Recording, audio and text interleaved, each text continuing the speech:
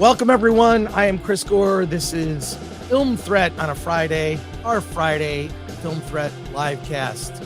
Today on the show, we're just going to plow through a ton of film reviews today, including The Creator by director Gareth Edwards. This is his $80 million sci-fi epic. I've now seen it twice, and I have many thoughts. Alan will also chime in with his thoughts. We'll discuss. I have no idea what Alan's thoughts are. I never do. Even when Alan tells me, I'm not sure, is that exactly Alan's thought? Also, Saw X is here. Plus, The Kill Room, No One Will Save You, which is a sci-fi film on Hulu. Fair Play, which is in theaters, also coming to Netflix. Plus, a huge film from China, the biggest budget movie ever made in China. We're going to talk about it.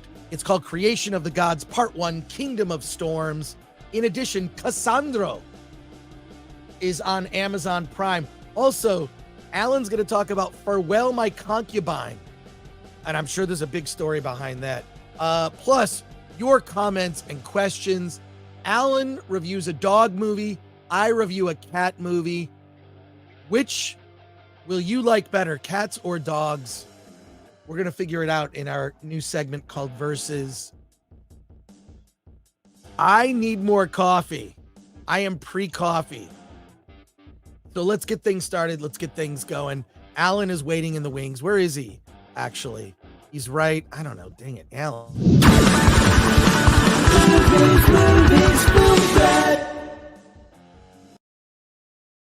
Huh. All right. Let's see. He is right there. It is amazing. She is the first female action hero ever in a movie.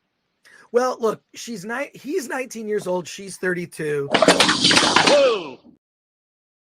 That's not it. You can read these questions if you can't see them.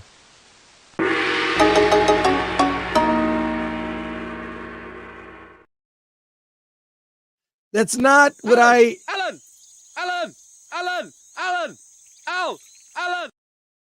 Oh, there I am.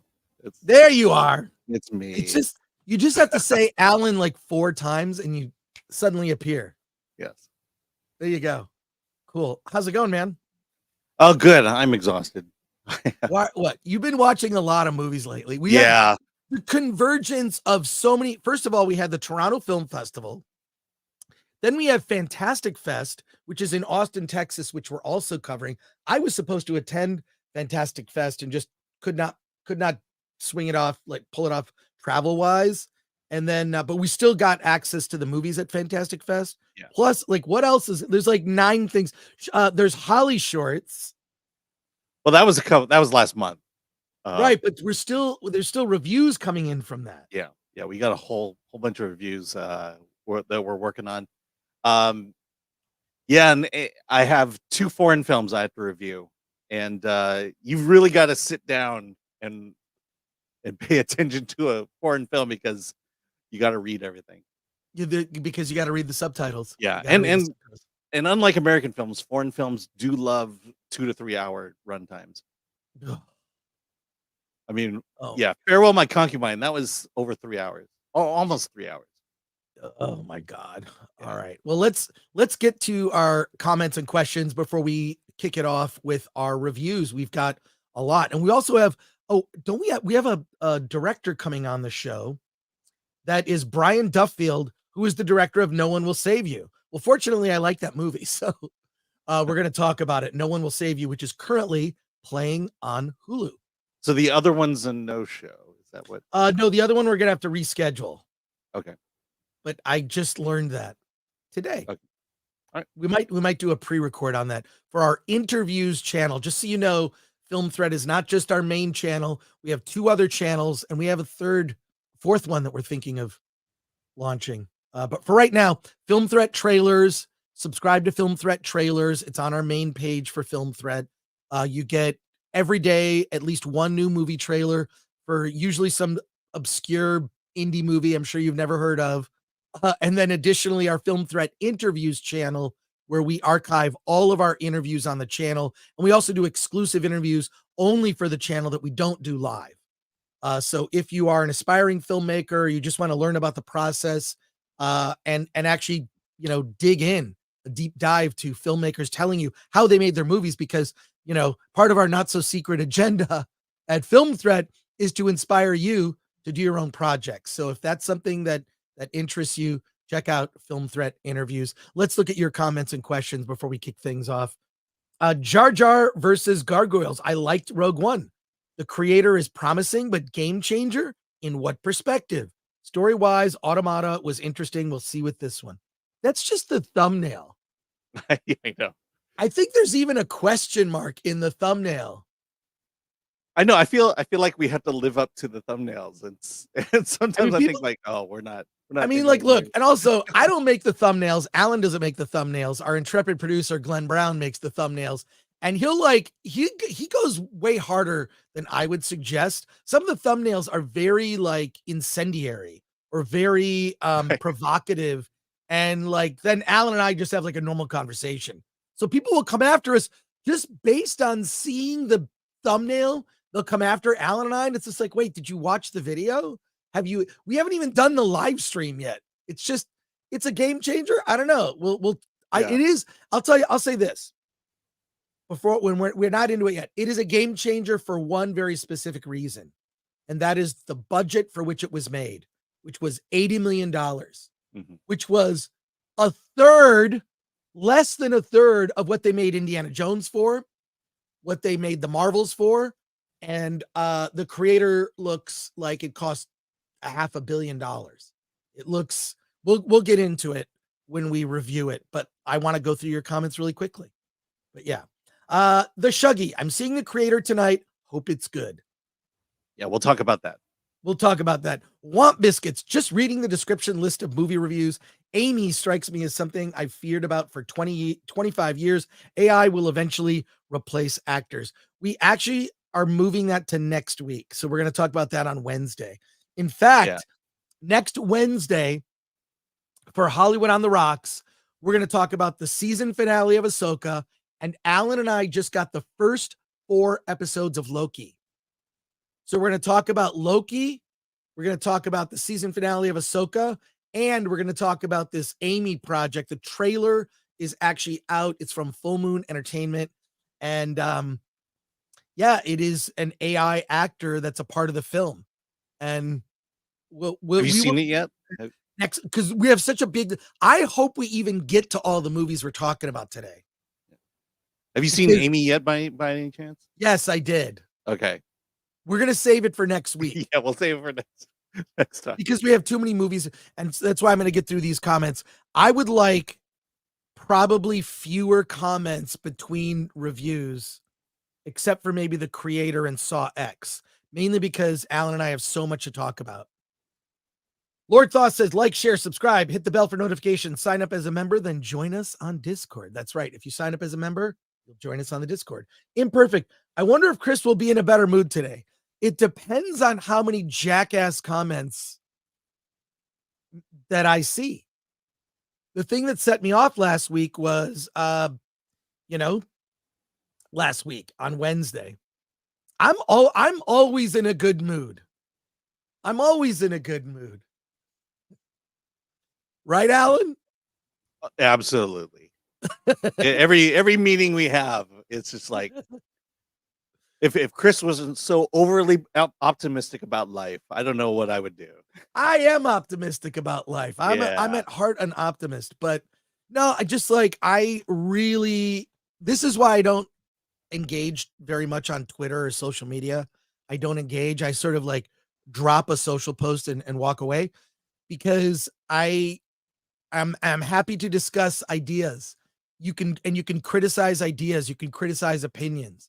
But if you attack someone personally, or you make comments that you wouldn't say to my face, that puts me in a bad mood. But thank you, Imperfect, for that. I'm in a good mood for now. The creator has lots of buzz, but it's only 68% of Rotten Tomatoes. Going to be interesting to hear what Chris says Joseph. I'm interested to hear what Alan has to say. Alan Horkin, the creator, didn't grab me, but Dune Part 2 was postponed. So what other sci-fi you going to watch? The Mike Marvels. MC Wong, watch Relax. I'm from the future. This is great sci-fi. Alan Horkin, are we playing the Spot the Difference game? Because Chris put the Luffy hat on the bronze bust from the Batman TV show. Bingo, Alan Horkin, you're the winner. And you win a no prize. What is a no prize? You get nothing. Actually, if you send me a self-addressed stamped envelope, I'll send you a Film Threat sticker. But yeah, I attempts in my youth to get a no prize, and it never happened. I loved a no prize until I realized what it was. I actually thought a no prize was something you got. And so Stanley, okay, this is in the letters section of Marvel Comics, which I read. So when I read my comics, I would also read the letters, and it was great. Stan Lee responded to every letter. He was awesome. Stan Lee or someone writing for him, who knows? But yeah, he did that, and I love that. I love that kind of audience participation. You know, I didn't feel connected with the people who were the creators behind DC Comics, but I did with Marvel Comics. Like I knew who Jack Kirby was. You know, I knew who, Steve Ditko was. I knew it was Stan Lee. I mean, and that was great. But yes, the Luffy hat has now moved to the bronze statue. Thanks for noticing, Alan. Bill S. Preston, Esquire. A sign I saw at the vet clinic: dogs train you to have a baby, cats train you to have a teenager. Well, I'll say this. Here's my honest thoughts about pets. And I have had cats in my past. I have had cats. Not like I've had cats like my family has had cats, and then I have also lived there. I think dogs are your friend. Dogs are your loyal friend. And cats are roommates. I don't know how you feel about that.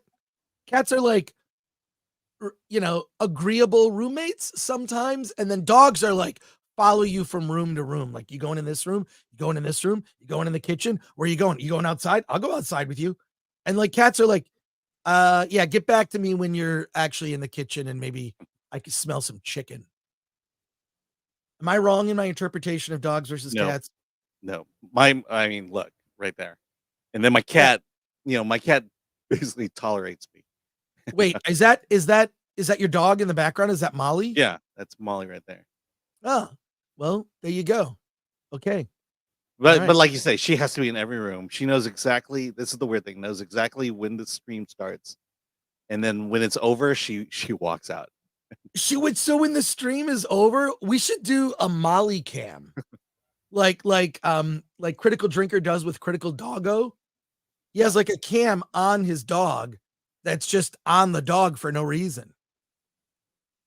I don't know if I have the video of the thing. It's just this running theme that they have. Well, I don't think Zootopia is Pixar. It's not. It's a Disney. But it is.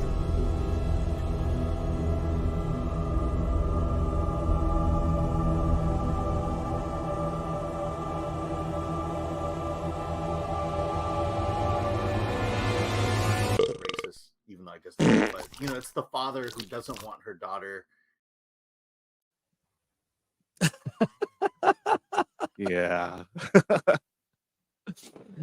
All right, just a few more comments and questions. Hey, some super chats here. Magnum Norse for 20. I love your documentary, Al Gore. It's not as good as An Inconvenient Truth because you refuse to murder humanity. Fun fact about that movie, An Inconvenient Truth. I met Al Gore actually at the Sundance Film Festival the year before that movie came out. He was just sort of checking out Sundance. He was there, and I met him at a party, and he looked at my badge and said, "Hey, cuz." And we had a whole conversation, and I thought, wow, if the sort of relaxed, almost nearly human person I just met had run for president, he might have won. But I felt he was kind of stiff in that campaign. He was like Mr. Spock from the Star Trek. I felt. Sorry, I spiraled into politics there for a second.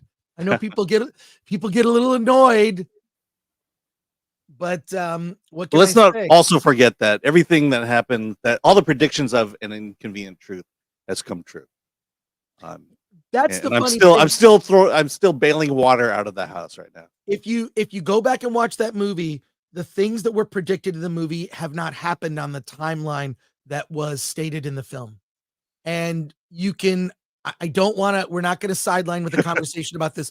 All I'll just say is you can look at a lot of fear mongering about climate change. And I believe climate change is real because the climate changes because I grew up in Michigan and the climate changed a lot. It rained, it was cold in the winter, climate change happens. But I don't know. I'll let the science, I'll let the movie speak for itself. Go back and watch that film, look at the year in which it was made, look at the predictions that were made in the film, and you come to your own conclusion about it. Well, I think you could say that because those Thank you for the predictions super didn't chat. come true, is that we fixed it. We fixed the problem. Well, we've either fixed it or something. John Manalang is a member for 14 months. Thank you, John. We appreciate that. Happy Friday, Film Threat and Chat. Looking forward to the creator review and checking out some Jigsaw action this weekend. All right. Well, there you go. AI will never replace Gore's rant, says Ing Hak Hai. You know what I really loved was your Ing the Merciless. Yes, we all love that. Ing the Merciless, which was on social media. You should post that on we should just post that on our Instagram. But thank you for that comment. Greetings, my friends. Gareth Edwards has a certain look to his films. Can't wait to see the creator of the Geek and I podcast. Bill S. Preston, Esquire. Chris loved 3 hours of RRR. He knows the power of length. And Alan, thank you. MK Solid 82. Alan should wear a kimono for this show. So There you go. All right, there's our comments. Let's get into it. Should we talk about a different film first as we wait for people to pile in here? sure. Let's see. I can give you my quick review of Cassandro. Yeah, I saw half of it as well. Okay. Where is that? See, you didn't name the stuff that you posted. Yeah, so I can't tell. But be lucky they're there. Alan, come on. All right. Oh.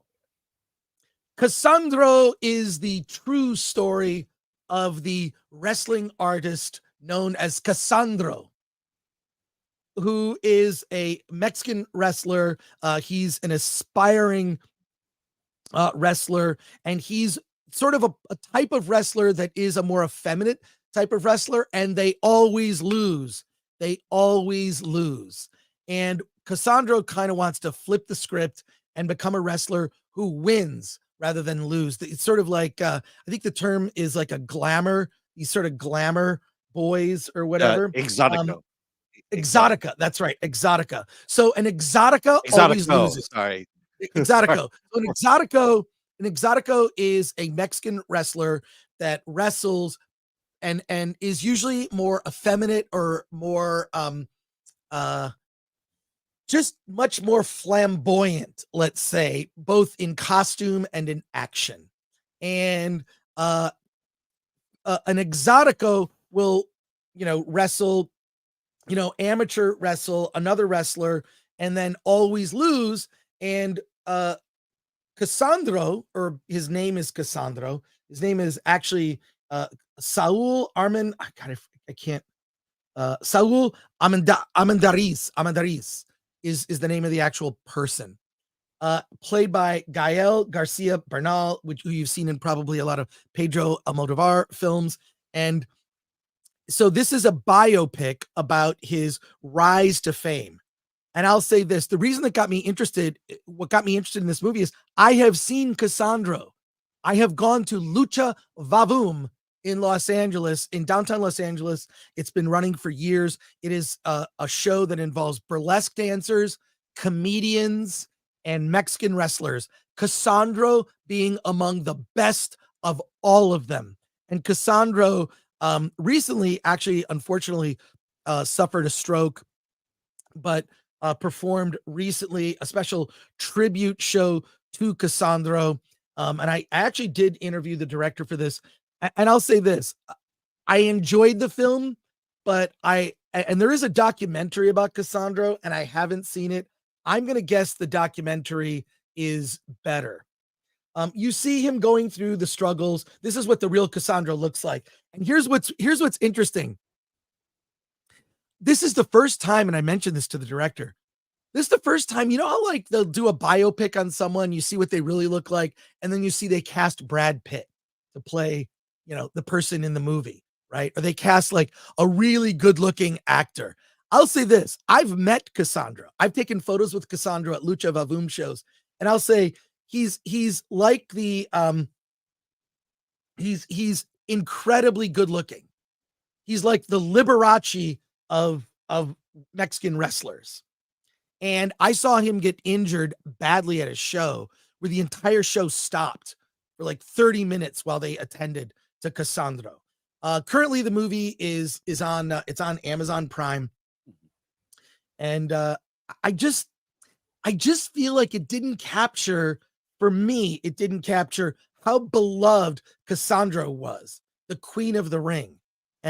And I hope that the documentary does that.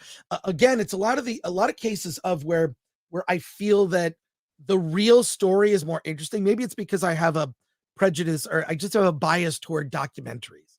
I love really good documentaries. And when you fictionalize something, why are you doing this? It goes into Cassandro's relationship with his mother, had a very good relationship with his mother, who supported Cassandro, but then had a terrible relationship with his father, who kind of abandoned him.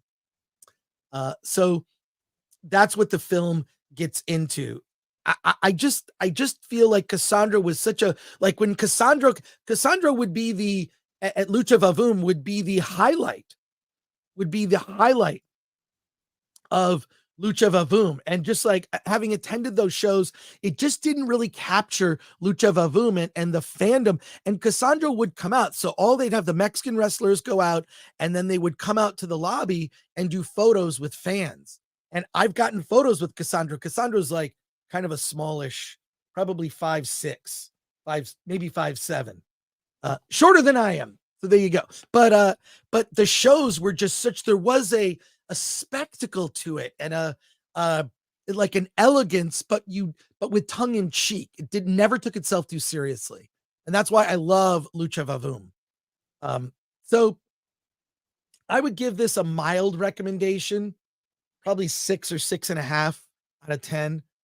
Just because I feel like it didn't capture the Liberace majesty that Cassandro emanated, and it's the one and only time I cannot think of another example where the real life person, I believe, is much better looking, more attractive, and had more I don't know, just a sort of grace that the lead actor, with all due respect to Gael, who's been really good in other films, just didn't seem to capture for me.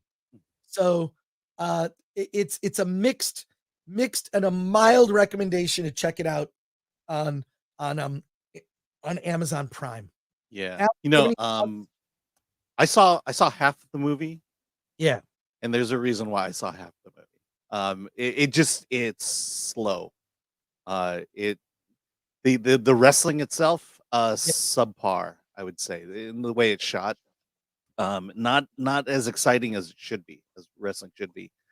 And I'll be honest, I've had this conversation with a lot of my gay friends, but my gay friends avoid LGBT movies because they tend to be about the same thing. It's a Right. coming out story. It's a prejudice story. It's, you know, and I think, you know, there's more to the genre of, you know, there's more to being gay, and there's more to being LGBT that can be portrayed in film, but it just seems like the same story rehashed over and over again. And I get this is a true story, but I've seen this story, and I think that's why Bottoms kind of, you know, is one example where it just said, look, let's move on. Let's take the gay story and move on. And I think that's why I resonate with Bottoms much more than this, because I've just seen this before. Well, And just it's so laborious. The pace is so slow. So, you know, that's my feeling about Cassandro. It never captured Mhm. look, I've seen Cassandro many times at Lucha Vavoom. I've been going since, God, for over a decade. I've been attending over a decade, I've been attending Lucha Vavoom. It is, if you've never been to it, it is an LA, it's an LA experience. It's everyone is there like to have fun. It's you're cheering for the, you know, the performers and there's a spirit. I just wanted to recapture that feeling. It didn't show great wrestling. I wanted great wrestling, and Cassandro is a performer that like was so, oh my God. I love Lucha Vavoom. Not only that, you got to get street tacos after. That is a ritual. You have not seen Lucha Vavoom if you don't come out, you get some street tacos, and also you meet the wrestlers in the lobby, and they're so, they've got a great sense of humor about it, but like it didn't capture the energy that, I mean, look, I've been watching wrestling most of my life, so I understand the energy that comes with a wrestling match and the crowd, and this one just didn't capture it. And again, I saw, you know, he's supposed to be, you know, this underdog who's trying to become, you know, an exotico that wins. But you know, it's just, you can only carry that so far in a movie. I haven't seen the second half. Maybe it gets more exciting in the second half, but in order to capture one's attention, and in order to sustain that attention, you've got to build that energy and keep and have some energy in the middle of the film. And that's ultimately why I bailed out on it midway through. Well, the second half deals with something of a reconciliation with his father, but you pointed it out just now. I'll end with this, and then we'll go to your quick comments and we'll pivot. But I'll just say that not every movie about someone who is gay has to lean into the victim aspects, and that's what made Bottoms, I think, a better. It was never about being victim of a victim, and this movie is all about this being a victim. I'm a victim. They don't want an exotico to win. I don't, you know, and all the struggles. It's like, but you can get past that and just show, like, the one thing having been to Lucha Vavoom so many times, I would go to it at least once or twice a year. They kind of went off. They fell off during the reaction to the pandemic. You know, they obviously didn't do shows, but, you know, I've been to it so many times, and Cassandro was beloved. The audience loved Cassandro was the headliner, right? Like, it's such a great show. And I know you're a fan of traditional wrestling.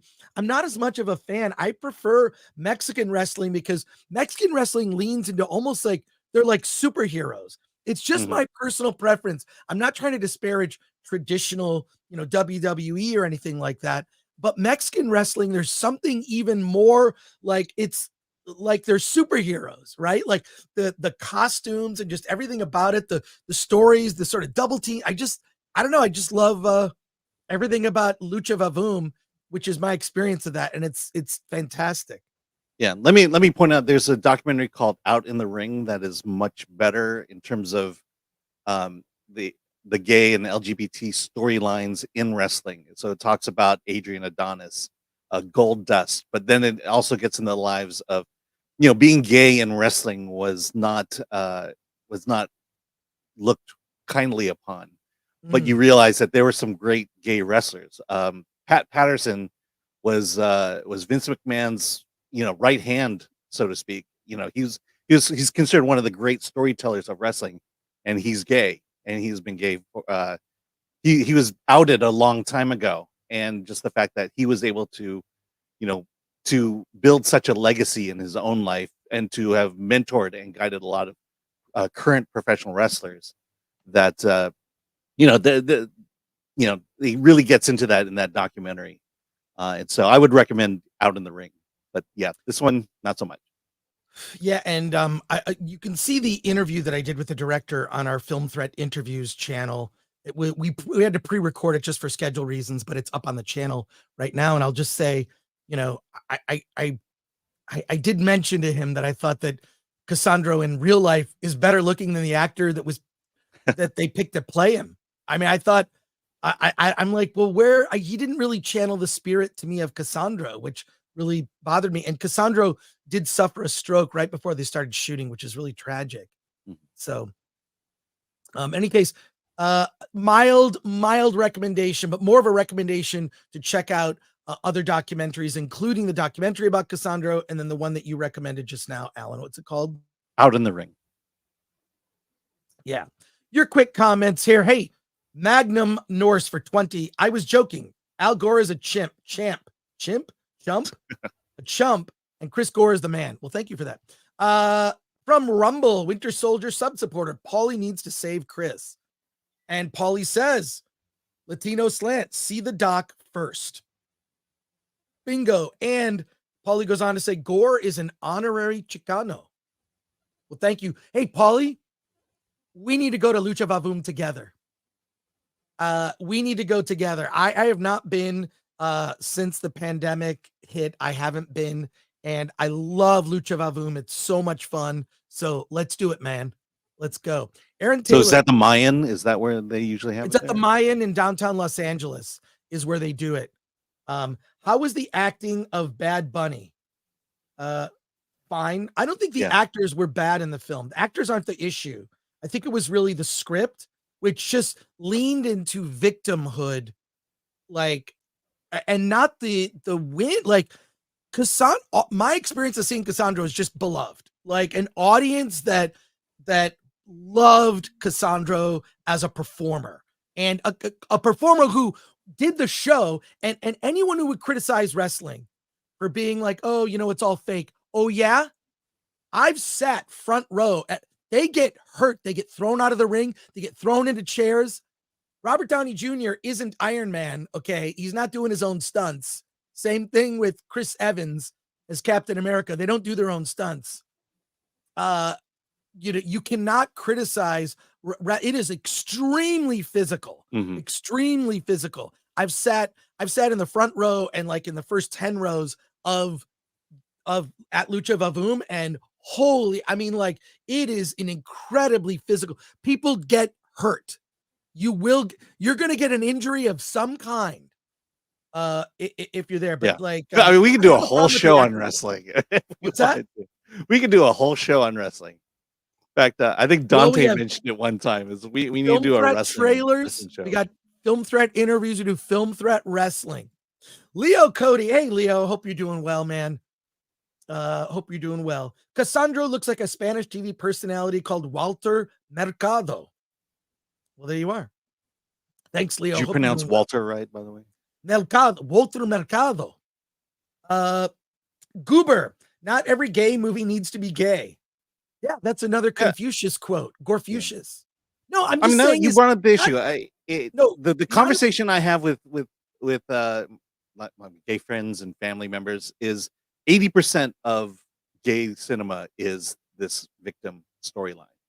Right. And it's just too much, and it gets tiring, and it devalues the genre altogether. Right. Yeah, no, I just feel like not every story, not every gay story has to be about victimhood. And that's why I think you and I both liked Bottoms, is because Bottoms was about two women who happened to be gay, and I don't think they brought, even when they lost, and they lost a lot, like they failed at things, they lost, they were rejected by straight women who wanted nothing to do with them. And, they never portrayed themselves as victims. They're just, they're just trying to find love like anyone else. They just wanted to bang cheerleaders. That's all. They just wanted to bang cheerleaders, just like a lot of us when we were in high school. And not a single cheerleader ever looked twice at me. All right, time to pivot, Alan. Time to pivot. We both saw The Creator. Yes. So we're going to talk about it. Let's discuss. Alan, I've seen The Creator twice now. Alan, you saw The Creator last night.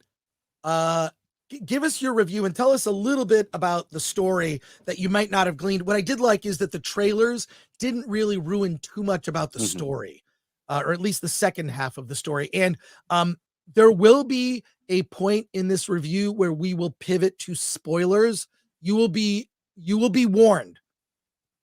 You will be warned. We'll put up a warning about spoilers because there are certain things I want to discuss about the film in the third act, but that would spoil the movie. We will not be doing that for the next chunk of our discussion. Alan, Tell me the basic story of the creator. Yes. Well, the AI has taken over. It has run amok. Uh, in a single event, the AI had detonated a nuclear device in Los Angeles, and now the United States is going after all AI.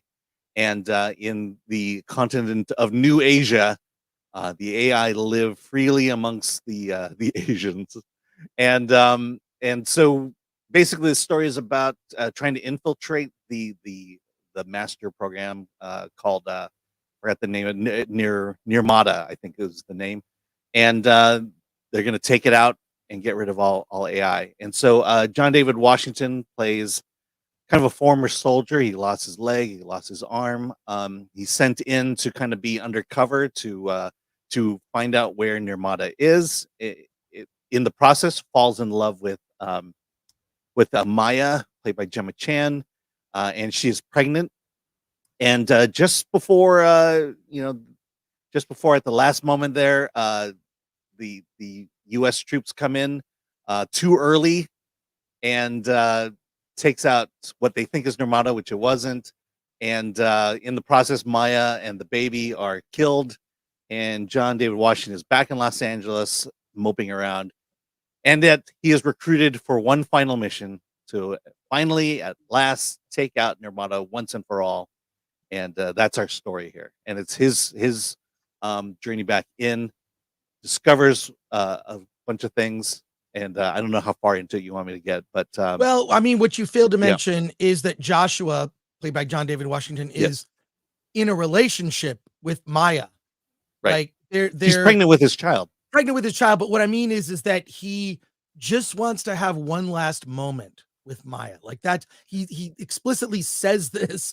He would give anything to just have a 1 minute with her, one last minute with Maya to spend with effectively what became the love of his life. We find out later that he was really on a mission because Nirmata is basically their god, right?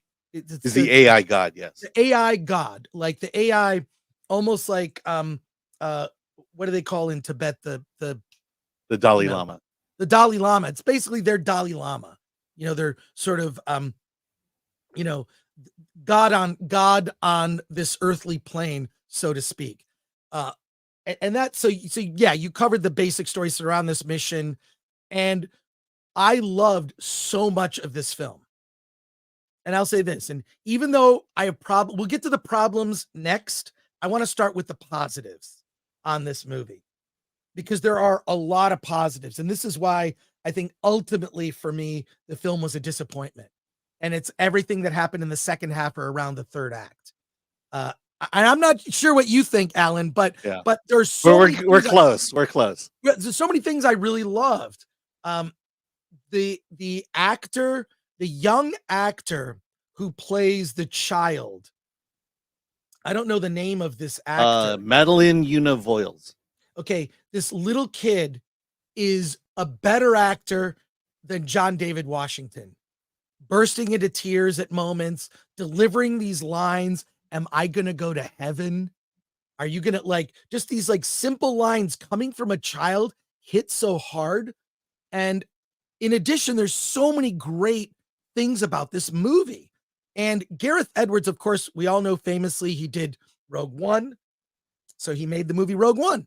And the movie famously, people forget, that movie was taken away from him. It was taken away from him. It was finished by Tony Gilroy, who went on to do Andor. And we saw an entire trailer for Rogue One where none of the footage from that trailer is actually in the movie. There were stills that were leaked that came out, and none of those stills are from the movie. They completely remade his movie. And many of the ideas he had in Rogue One, he used in this movie. And this is what great sci-fi does. Great sci-fi proposes ideas. It doesn't tell you how to think. And I'll say this, I don't think there's really anything, at least that stood out to me as being so-called woke in this film. There's nothing particularly preachy. There are a lot of really good ideas that are discussed or introduced, and then it is up to the viewer to decide how to react or what to think about those ideas. Concepts of God and religion, concepts of, AI, like, can we coexist with AI? And they're just okay. So the things that were great about this film, one I need to point out, movie was made for $80 million. Okay, that's less than a third of the budget of the Marvels, of Indiana Jones. How is Disney making these movies that still look bad? Freaking Thor: Love and Thunder. Some of the CG in some of the recent Marvel movies have just been god awful. This is the best special effects I have seen in a science fiction movie I can't even remember. There is such an integration of the reality of these sims. They call them simulants, right? Which are these simulated people, and you can donate your likeness and face so that a simulant can kind of become more human looking. And the concepts in it are like, it's like part Blade Runner, part Aliens, part like District 9, part like so many films, a lot of science fiction films you love, but mixed up in a way that feels very like an original world. It's set in the world of 2065, is, if I recall correctly. Yeah. And by the way, ironically, this is a Fox. I'm sorry, a 20th Century. So this is Disney. This is a Disney movie. Technically Disney, but thankfully it doesn't look like the corporate culture of Disney has infiltrated Fox just yet. But so many great ideas. Like there's even like just one, it's also part of war movie. Once it kicks off where Joshua goes on the mission now to get Narmada, like it's a war film. It's aliens. We're going to what they call New Asia, right? So and they make it very clear when you see the ships and this giant thing called Nomad, which is this menacing, almost devil-like ship that will hover over a target, and you see it's targeting light on the ground that just sort of moves into then it sort of finds a target, which is generally they're taking out a base, and they just nuke it from the air. It's insane. So then you've got the simulants fighting the humans, and the simulants kind of are, they make the simulants very sympathetic. They make the United States very unsympathetic, very cruel. They portray Americans as very cruel, but with justification, because they killed millions of people in Los Angeles. And they introduced this in the very beginning of the movie, right? That Los Angeles blew up from a nuclear bomb. The simulants were at fault.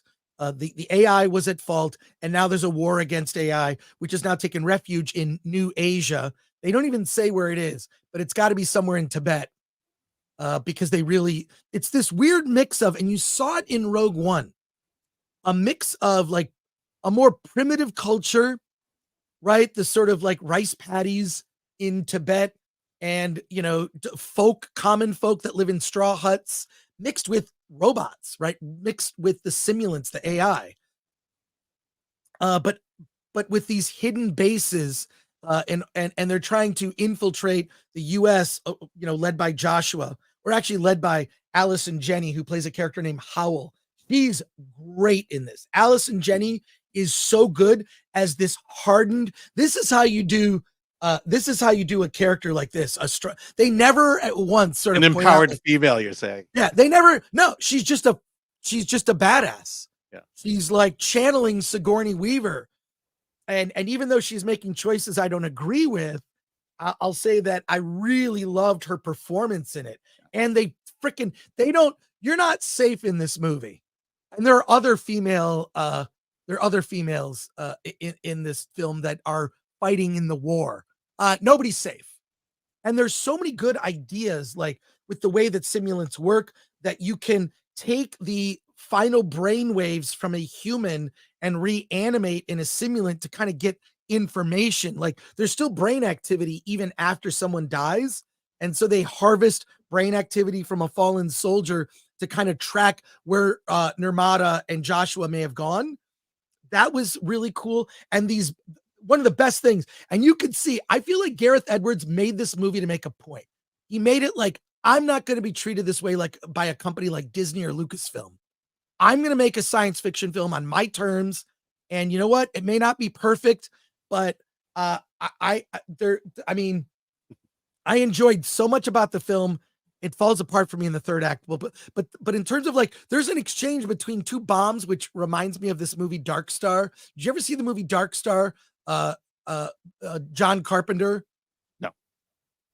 It's a science fiction film made by Dan O'Bannon. It's like a student film, and it's there are sentient bombs in the movie. Oh yeah, Sentient- that part. Okay, I know what you're yeah. So it's at the very end of the film, whatever. But Dan O'Bannon wrote it, and it's directed by John Carpenter. But it was basically, it's like, it feels like a student film. But one of the interesting concepts in it is they have these bombs, and the bombs are alive. Well, in the creator, there are these bombs, and there's this quick exchange between these two bombs. They're like sitting next to each other, like, oh shoot, like now they need to use us. And they're kind of talking, and one's a little bit more timid. And it's basically like looks like a giant garbage can that with arms and legs that runs towards its target. And it's so weird. And it's like, well, its purpose is to explode. And that just exchange between two inanimate objects is better than anything I've seen in Ahsoka. Okay. It's just like, when you look at the special effects and some of the concepts and this idea of the AI created a god that they worship, that is sort of like the Dalai Lama. So I could sit here and rave quite a bit about so many aspects of the film that I really loved. Let me tell you what. And it's a beautiful. I want to hear film. your thoughts, Alan. Yeah, it's a beautiful, gorgeous film. Yes. All the images are breathtaking. The nomad, the mad bombing machine. Yes. Gave you a video game feel that just felt organic and worked. So it's a beautiful film, and that's the best thing I can say about the creator, because it falls apart for me from the get-go, and I'll tell you why. So we're gonna transition. Do you want to keep talking about how great this movie is, or No. Hold any spoilers, please. No, I'm not gonna spoil it, but Okay. but this is for me, when it comes to science fiction. This started way back with Blade Runner. I have never been into this idea that, look, I'm going to get killed by the machines, but the idea that we need to feel sympathy and empathy for androids, that's just something that I've never embraced. And I'm not sure what happened. I'm not, if you think about it logically, to fall in love with a robot, a machine, to give it personality, to give it, to treat it like another human being, that's just not the camp I'm in. And I'm pro people. I'm pro human beings. I will save a human being over a robot any day. And again, when the robots take over, I'm the first one to go. But I'm just not. You kind of have to buy into that story, that idea, that theme, in order to like this movie more than I did, and I just couldn't. And so so right off the bat, I'm somewhat detached from the emotional heart of the film. And maybe you could speak. I don't know what you think about that idea, but even Measure of a Man in Star Trek: The Next Generation, Data, it's just like, well, he still is an android. And so there you go. Yeah, I'm a racist robot, Solomon Thornton.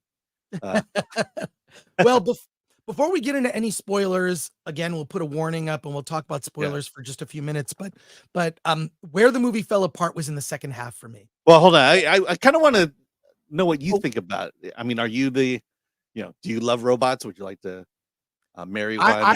I think they will be a tool. Although we've had our own problems with AI. We found a website like in India that is stealing reviews from the Film Threat website that were written by Alan. They rewrite them in Chat GPT and rerun the reviews the same day. We're trying to get this site shut down. I may do a video about it, but like, AI is being used to rewrite reviews from the Film Threat website, put them on another website like they're theirs, so they can build up their traffic and make money. Yeah, they're stealing. It's kind of funny to read, huh? It's funny to read it because they're just replacing words with synonyms. Yeah, it's like looking at a terrible book report from a college kid that is ripping off another student. You know what I mean? That's exactly what it's like. but that's a whole separate issue. No, I'm not. I welcome new technology. I feel like every new technology though is a double-edged sword. Everything, like our Black Mirror, phones that we carry around, they've solved all these problems. I can get a taxi like this. I can order food like this. I can do so many things. I can navigate. It's, the GPS, I can get anywhere with it. I can get data and information all in my hands. They've effectively invented a tricorder. I can check what the weather's going to be 10 days from now. It's these Black Mirrors have solved devices. They've also created a whole host of new problems, including mental illness in teens. It's created this compare where you look at Instagram and how come my life isn't as great as the lies this person is posting on Instagram to show how great their life is? Why isn't my life? If you compare your life to someone on Instagram, one, I think you're wasting your time because that person's life is a complete lie. I know firsthand certain people that post how great their lives are on Instagram and how amazing their life is and what a lie that person's life is in real life. So I know firsthand. Yeah, but my issue is I'm not sure that I would want to risk my life to save robots. And the other thing is, we're supposed to feel sympathy for the child, for Alfie here. The only reason is because they built her young and cute, and so that's the motivation. That's why we need to save her. That's why people won't kill her, is because she's cute. There's not a lot of depth to that, and this is I guess my problem with the overall theme of this movie. Yeah, well, we can get into details later, but yeah. Yeah. Okay. So what are the weaknesses of the film? So on the one side, there's this incredible achievement of an $80 million movie that looks like it cost more money than any of the big budget films that have come out this year or in the last couple years. How did Gareth Edwards do that? There's also so many good ideas in terms of the way even the simulants that don't have faces feel very animated. They've got like these they act human. Like you'll see them in the huts and they're sort of integrated with family and you see that there's an attachment. He did such a good job of creating this world. It makes me really want to see the Gareth Edwards cut of Rogue One and what he was trying to do. Okay, but here are the weaknesses. Starting off, I'm sorry, John David Washington is weightless as an actor. There are so many scenes that could have been better. He seems like he's walking through this role. And he was weak in Tenet, and the same kind of problems here. I don't think he's a leading man. I honestly think he's not a leading man. Hollywood is trying to make him into a leading man, and I just feel like he's kind of one note. And you can see parts where it feels like he's maybe improvising a little bit, and it just I don't know, like from Tenet to this, it's another big budget movie where he headlines, and I don't feel he's adding a lot of weight to the film. They do make you sympathize with him because his character is effectively a cyborg.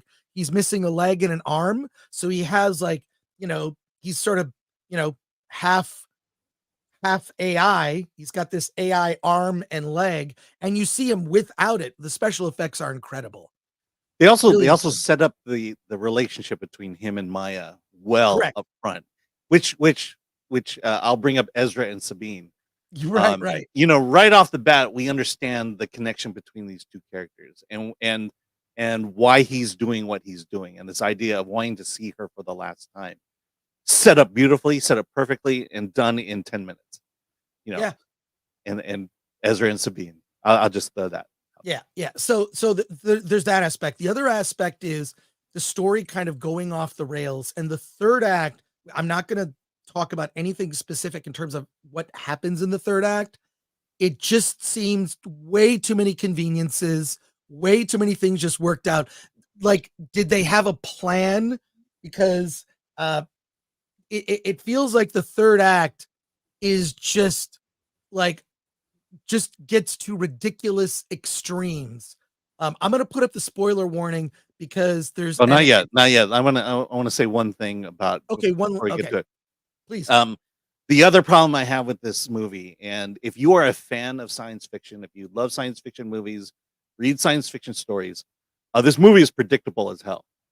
I Yeah. mean, I was calling things in the first act, and the problem with that is, because this is a very typical science fiction story, ends in a very typical science fiction way. And if you understand the genre, you know exactly where this story is going, and it goes there. Absolutely. And the ending, the so-called surprise endings, are very predictable. Mm. And so what's happening now is, by the end of the first act, you're just waiting for things are going to happen to actually happen, and that kind of takes you out.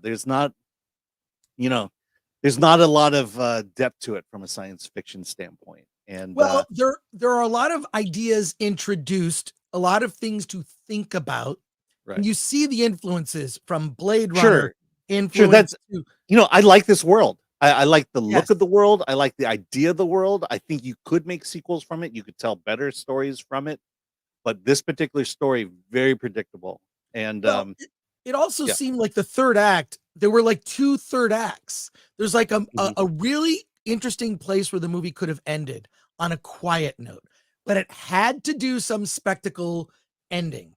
So it sort Yeah. of builds up to this moment regarding the relationship between Alfie and Joshua, and sort of reconciling that relationship, and it could have almost ended there on a more tragic note.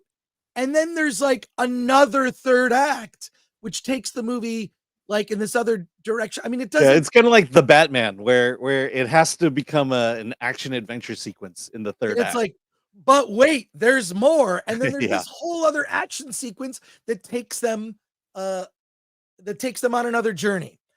I am I will going to say, talk about I did love the ending. The we'll get into spoilers, but there was an emotional moment at the end that I thought was great, and brought Okay, it through. well, if I But know everything up until that point was predictable. all right.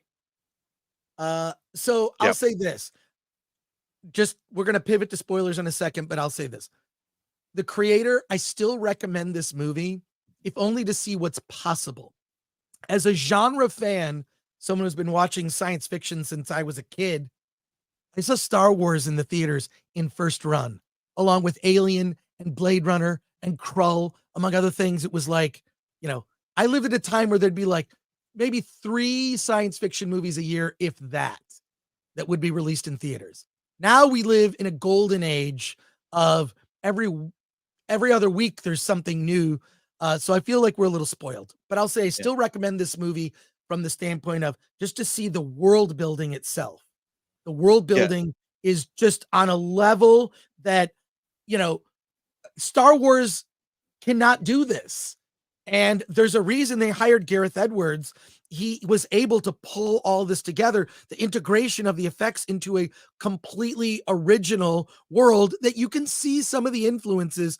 But so just to see it on the big screen, if you've already got tickets to see it or plan to see it, don't let our problems with it dissuade you from going to see the film. I'm recommending you go see it, especially if you're a genre fan. There are so many things that are so well executed. And then there's the third act of the film. I mean, but I'll I am agree with recommending you. it. I'll agree with you. It's a bare minimum recommendation. Just because, look, even though we've seen it before, it's an okay science fiction story. And again, this world is beautiful. I think the buzz. I think if this movie makes any money, it'll be because of the world that is built, and not necessarily because of the story being told. And now we're going to give you a warning. We're doing spoilers now. I'm going to give you a countdown. I recommend that you mute. I'll keep this warning label up, and when we're done with spoilers, I'll take the warning label down. The scroll at the very bottom of the screen. I'd say 10 to 15 minutes. Well, we're not going to talk for 15 minutes on spoilers. All right, 10 minutes. Somewhere around there. 5 minutes. Okay, all right. All right, ready, folks? You can dip out or you can mute. 3, 2, 1. Okay, the ending of the movie, the very ending you're talking about, is the exact same ending as Rogue One. It's a moment where Joshua is reunited with a sim version of Maya that has her thoughts embedded, her final, like her brain waves. So it basically is Maya in simulant form. They have a final moment as the Nomad ship blows up. And there are way too many conveniences. You see, there's this moment at the end of the film where Joshua is going to be the one that basically puts down the weapon. They just refer to Alfie as a weapon. Alfie is the weapon. Alfie can basically do these little prayer hands and then suddenly basically become a human EMP and knock out all the technology that's sort of within a certain. Well, she can control technology as well. She can control technology, kind of like R2-D2 on the Death Star, hacking in. So basically, Alfie is like this human hacker, right? So, oh my God, we just lost like 50 people watching. But so Alfie is constantly doing this motion and then knocking things out, kind of helping along the way. And this can get dangerous because her power will grow. It's very much Akira-like in a sense, right? You kind of feel like sympathy for this so-called weapon, which is this very cute child. The actress who plays the child is fantastic. But there's just the third act, this third act that they sort of add on to the film after this moment where they knock her out is very E.T. like, in the sense of like E.T. is, dies and then is reborn. Well, that happens with Alfie. Then they're on a plane to the moon. That gets diverted onto Nomad. It's just way too many conveniences. Like it just over and over. You're like, did they plan this out? Because none of this makes sense. And then the ending of the movie ends exactly like Rogue One. Did no one point out to Gareth Edwards, like, hey, this is just like Rogue One. You're seeing this dying moment in a bomb with the two characters in an embrace for their last moments as they die. Now, maybe Gareth Edwards was doing this as an FU to Disney Lucasfilm. FU, this is what I wanted to do. You didn't let me. I'm going to show you. I'm a director not to be trifled with. And I'll say this. Gareth Edwards is going to get hired. Regardless of the flaws in the third act, and they are plentiful. Alan, I want to hear yours. You need 15 minutes apparently to talk about all of them. No, I know. I wasn't sure how much of a spoiler you want to do, but you're pinpointing it to a moment. So that's but like you maybe felt differently about the moment that I did. All I thought was Gareth Edwards ripped off himself, which I guess is okay.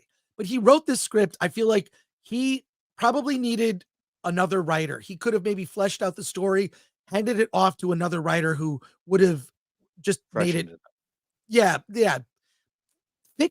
And there's so many other moments. There's a moment where Alfie's in the shuttle and some tentacle creature comes down. You didn't need all that, could have been cut out. Completely unnecessary. And then there's some confusing editing where Nomad is blowing up, but they're still in the middle of this thing. Like, aren't they, like, the ship is blowing up and it seems to blow up for like 5 minutes. It doesn't make any sense. So, and they're all building to, and it's still blowing up. And then Alfie gets off safely. And then they have this moment with Maya. It just, I was really disappointed. I wanted to love it because I was halfway through the movie. I can't believe how much I'm loving this. I cannot believe this is smart science fiction. It touches on ideas. The production value and the world building is incredible. The performances are great with the exception of the lead actor. Yeah, Alan, what are your thoughts? And you can get into spoilers. We'll take that warning off. Yeah, I mean, it just goes back to what I said. The ending, everything leading up to ending, predictable. You kind of knew that this ending was going to happen. That a spoiler again. That Joshua dies. And that Alfie is saved. This is just typical science fiction tropes. It's like, again, the problem is okay. And then the thing that I picked out really from the start was just the relationship between Joshua and Alfie. Ultimately, I don't know if we want to spoil that, but again, total science fiction. And so by the time we get to this point, I'm just sitting there going, all right, well, this is just playing out like it should play out. nothing special. You know, and that's something I think I want in a movie, especially movies made today, is do something different. Try to elevate this genre. He's elevated the look of the world building, and on a budget that's more reasonable. But Right. that's not enough. You got to elevate the story, and ultimately, it just fell flat. And I was just bored because nothing is surprising to me at this point, especially in the second and third act. So that's what I'll say about that moment. You knew it was going to happen. It happened, and you just get kind of numb to it because it always happens. Yeah, look, the ending just didn't work. However, what Gareth Edwards did is he proved you can make ultimately big budget spectacle movies should be becoming less expensive Yeah. as technology Under advances. $100 million. Under $100 million for this film. The reported budget is $80 million. Insane that a film that looks as good as this, Yeah. that is as epic as this is, that is so much in the terms of tech and what it felt also very James Cameron influenced. I just so incredible that it was this well done. But on such a low budget, it's just disheartening that they had to have like a second, third act that basically, for me, went off the rails. Yep. All right, we done with so, spoilers. Alan, do you recommend the creator? Barely. I mean, I probably wouldn't recommend it, but I think it's worth watching just from the technical standpoint here. Well, same here. Yeah. I recommend it for that. We're done talking about spoilers. Let's get to Yeah. your comments and questions here. Oh my God, we lost a whole bunch of people. Yeah. But again, it's like you mentioned it. It just shows that an epic movie can be made for under $100 million. If you watch my interview with Michael Mendelsohn, I asked him why are these budgets so inflated, and he said one of the big reasons is the actors. They're getting paid, tens of millions of dollars to be in these films, and that's one aspect, one big aspect of why these budgets are ballooning. And if you watch Paulie's interview with Cameron Pasha, it's funny that the actors are making a lot of money, but the writers have kind of screwed themselves, and they're unable to make this kind of money that the actors are making. Listen to that interview; it'll illumine the situation that's going on with the WGA. And subscribe to Latino Slant. Yeah. Comments here. Bushin Ryu Cat has become a member. Thank you for that. It has a chat. Thank you, Bushin. Has a chat that's off topic, so I'm going to do that last. So a very generous super chat. Great. Let's see. Great con for 5. Agree with Alan all the way. I can love an inanimate object like cars, for example, but I could never value one like a human. At best, it'll be a dog. Well, there you are. Thank you, Great Con, for that. And let's see. Another super chat here from Nicholas Vargo. Thank you so much. Appreciate that for $4.99. I saw The Creator last night and loved it. The fact that it was produced by Arnon Milchan makes it feel like something he made in the 80s, like Brazil. Yeah, Arnon is involved with a lot of big productions, which is great. But thank you, Nicholas. Appreciate it. And look, or big low budget productions, apparently. Right. I saw the movie twice. I wanted to see it twice. So for a reason, because it just looked so incredible. Can't argue that. Sifax, AAJ, The Creator looked great and was pretty cool till the third act, but overall enjoyed it. The most impressive part is the budget, though. True. X Douchey McDouche X says AI Alan Ing. Oh, What? Oh my God. Oh my God. Says Flav, who's a member. Trying to do that like Rich from Red Letter Media. Do you watch Red Letter Media, Alan? No, you keep talking about it, and I don't have time. I've been watching them for years. So. The Introspect M, who's a member, says, funny that AI developed spirituality while modern humanity rejects it. Bingo. That's interesting because all of the AI in the film, they're very spiritual, whereas the humans are not spiritual. Very Yeah, that was he- interesting. The discussions of heaven between yes, they Alfie and discuss Joshua. going to heaven. Like Joshua's character says, I'm a bad man, I'm not going to heaven. And Alfie is like, I want to go to heaven. Like, But I'm not a and there's man. a really great But I'm not moment. a man. There's another great moment in the film where they're talking about like an AI. It's like Joshua like kills an AI, one of the AI characters, and it's like, don't worry, it's not dead, it's off. It's just off. And then you see a human get killed, and Alfie looks like, oh, is that person off? Like, what's the difference between AI being killed or turned off or a human being killed or turned off?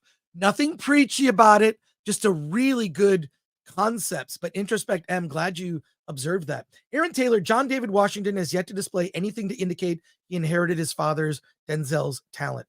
Unfortunately, I would agree. I like him. I don't think he's a leading man. I just don't. I think he's better in this one than what I've seen lately. But yeah. Zodlander, great sci-fi doesn't tell you how to think, it asks questions.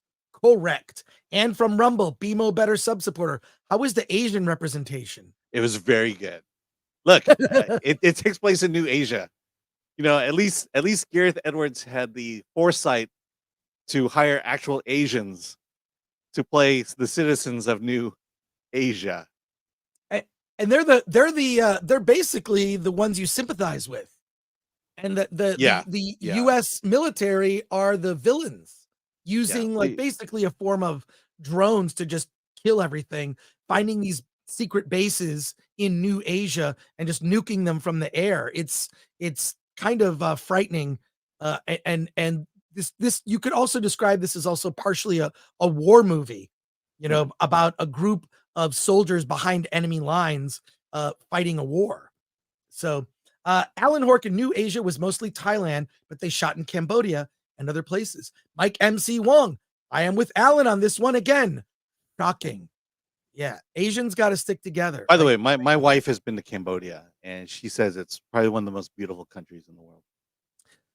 Bush and Ryu Cat gifted 5 Film Threat memberships. Thank you, Bush and Ryu Cat. Latino Slant says, my life is great. Posting now. There you go. The Times newspaper hated it so much it must be good. They called it a poor Star Wars wannabe. That is inaccurate. I don't remember Star Wars being all about AI, says Chris. Thank you for your comment. Max One Up says, yeah, Alan's right. It was predictable. I think that's what keeps this movie from being truly great. Yes, it was totally predictable and just too many conveniences, right? Right. But I'll say it again. I think the world that was created, the conflict between humans and AI, you could make a decent sequel. You could elevate, you could tell a better story than what was told here. Right.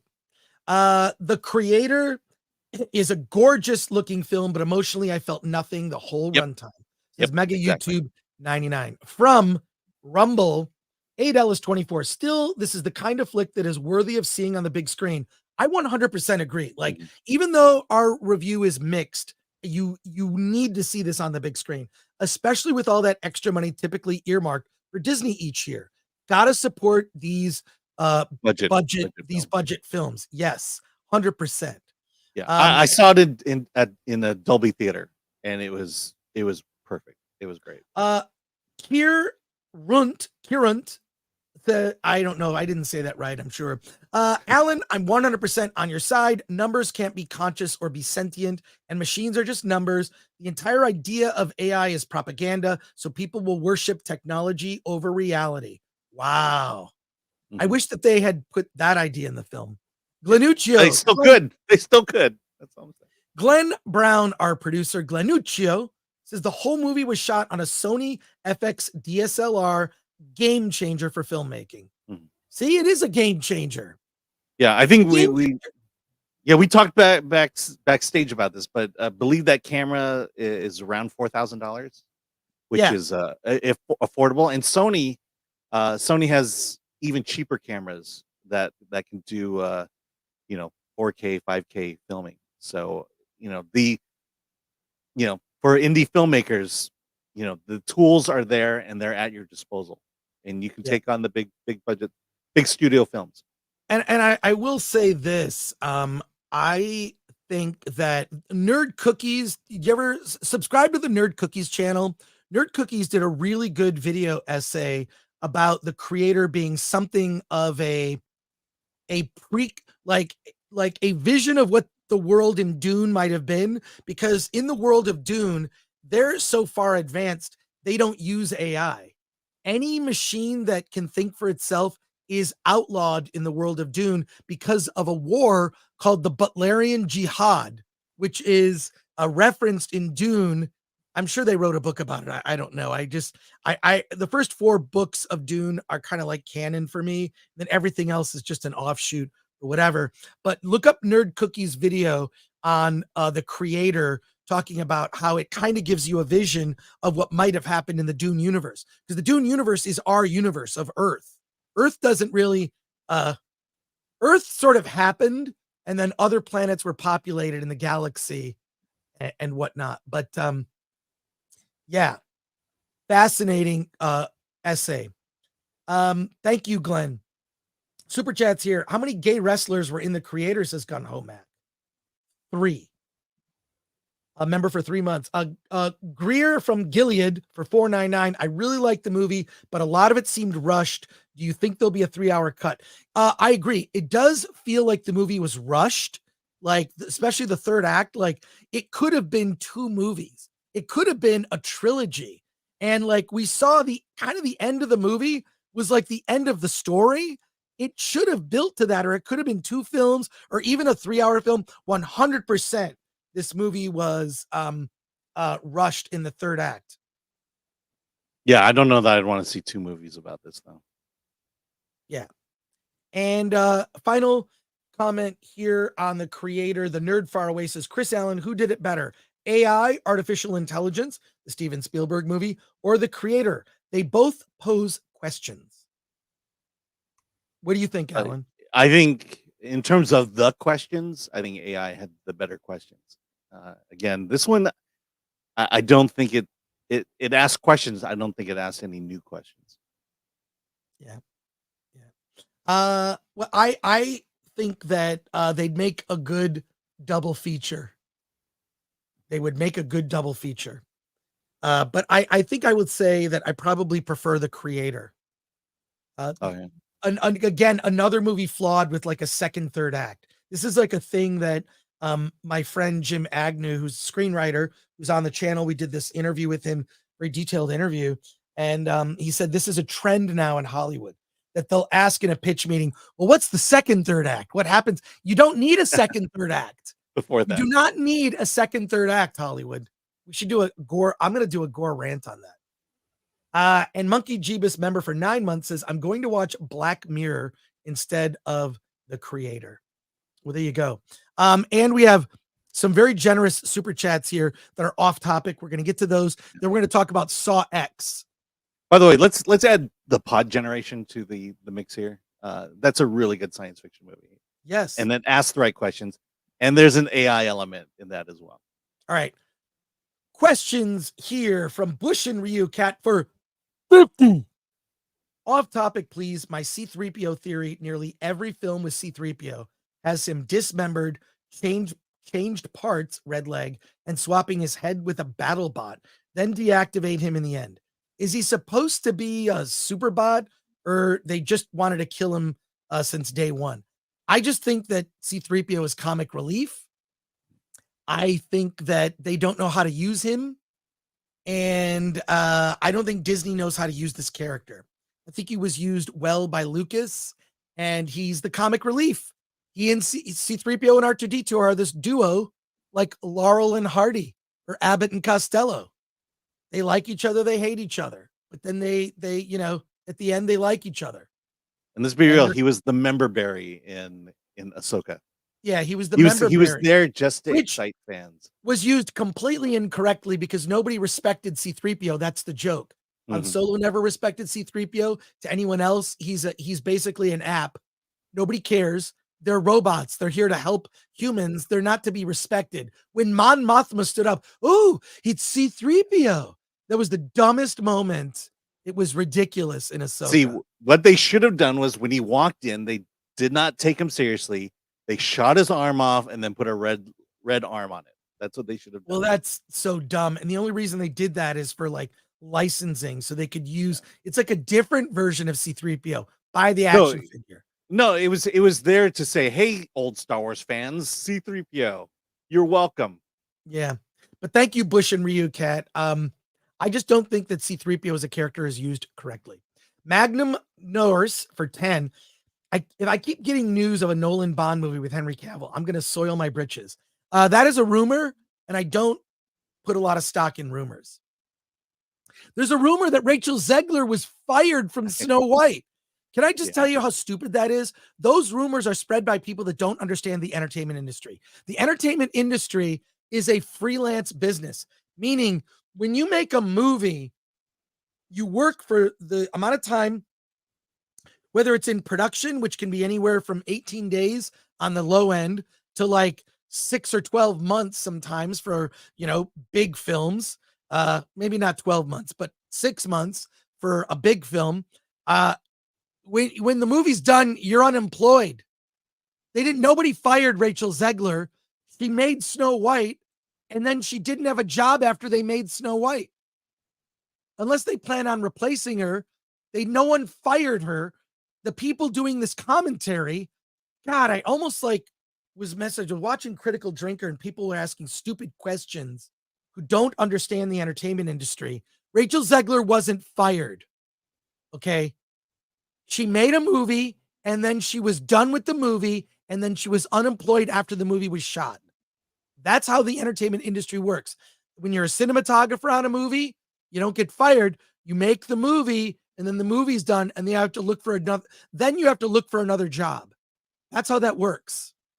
See, the worst part about all this is this is how the mainstream media, this is what the mainstream media points to as the fault or the weaknesses of independent journalism.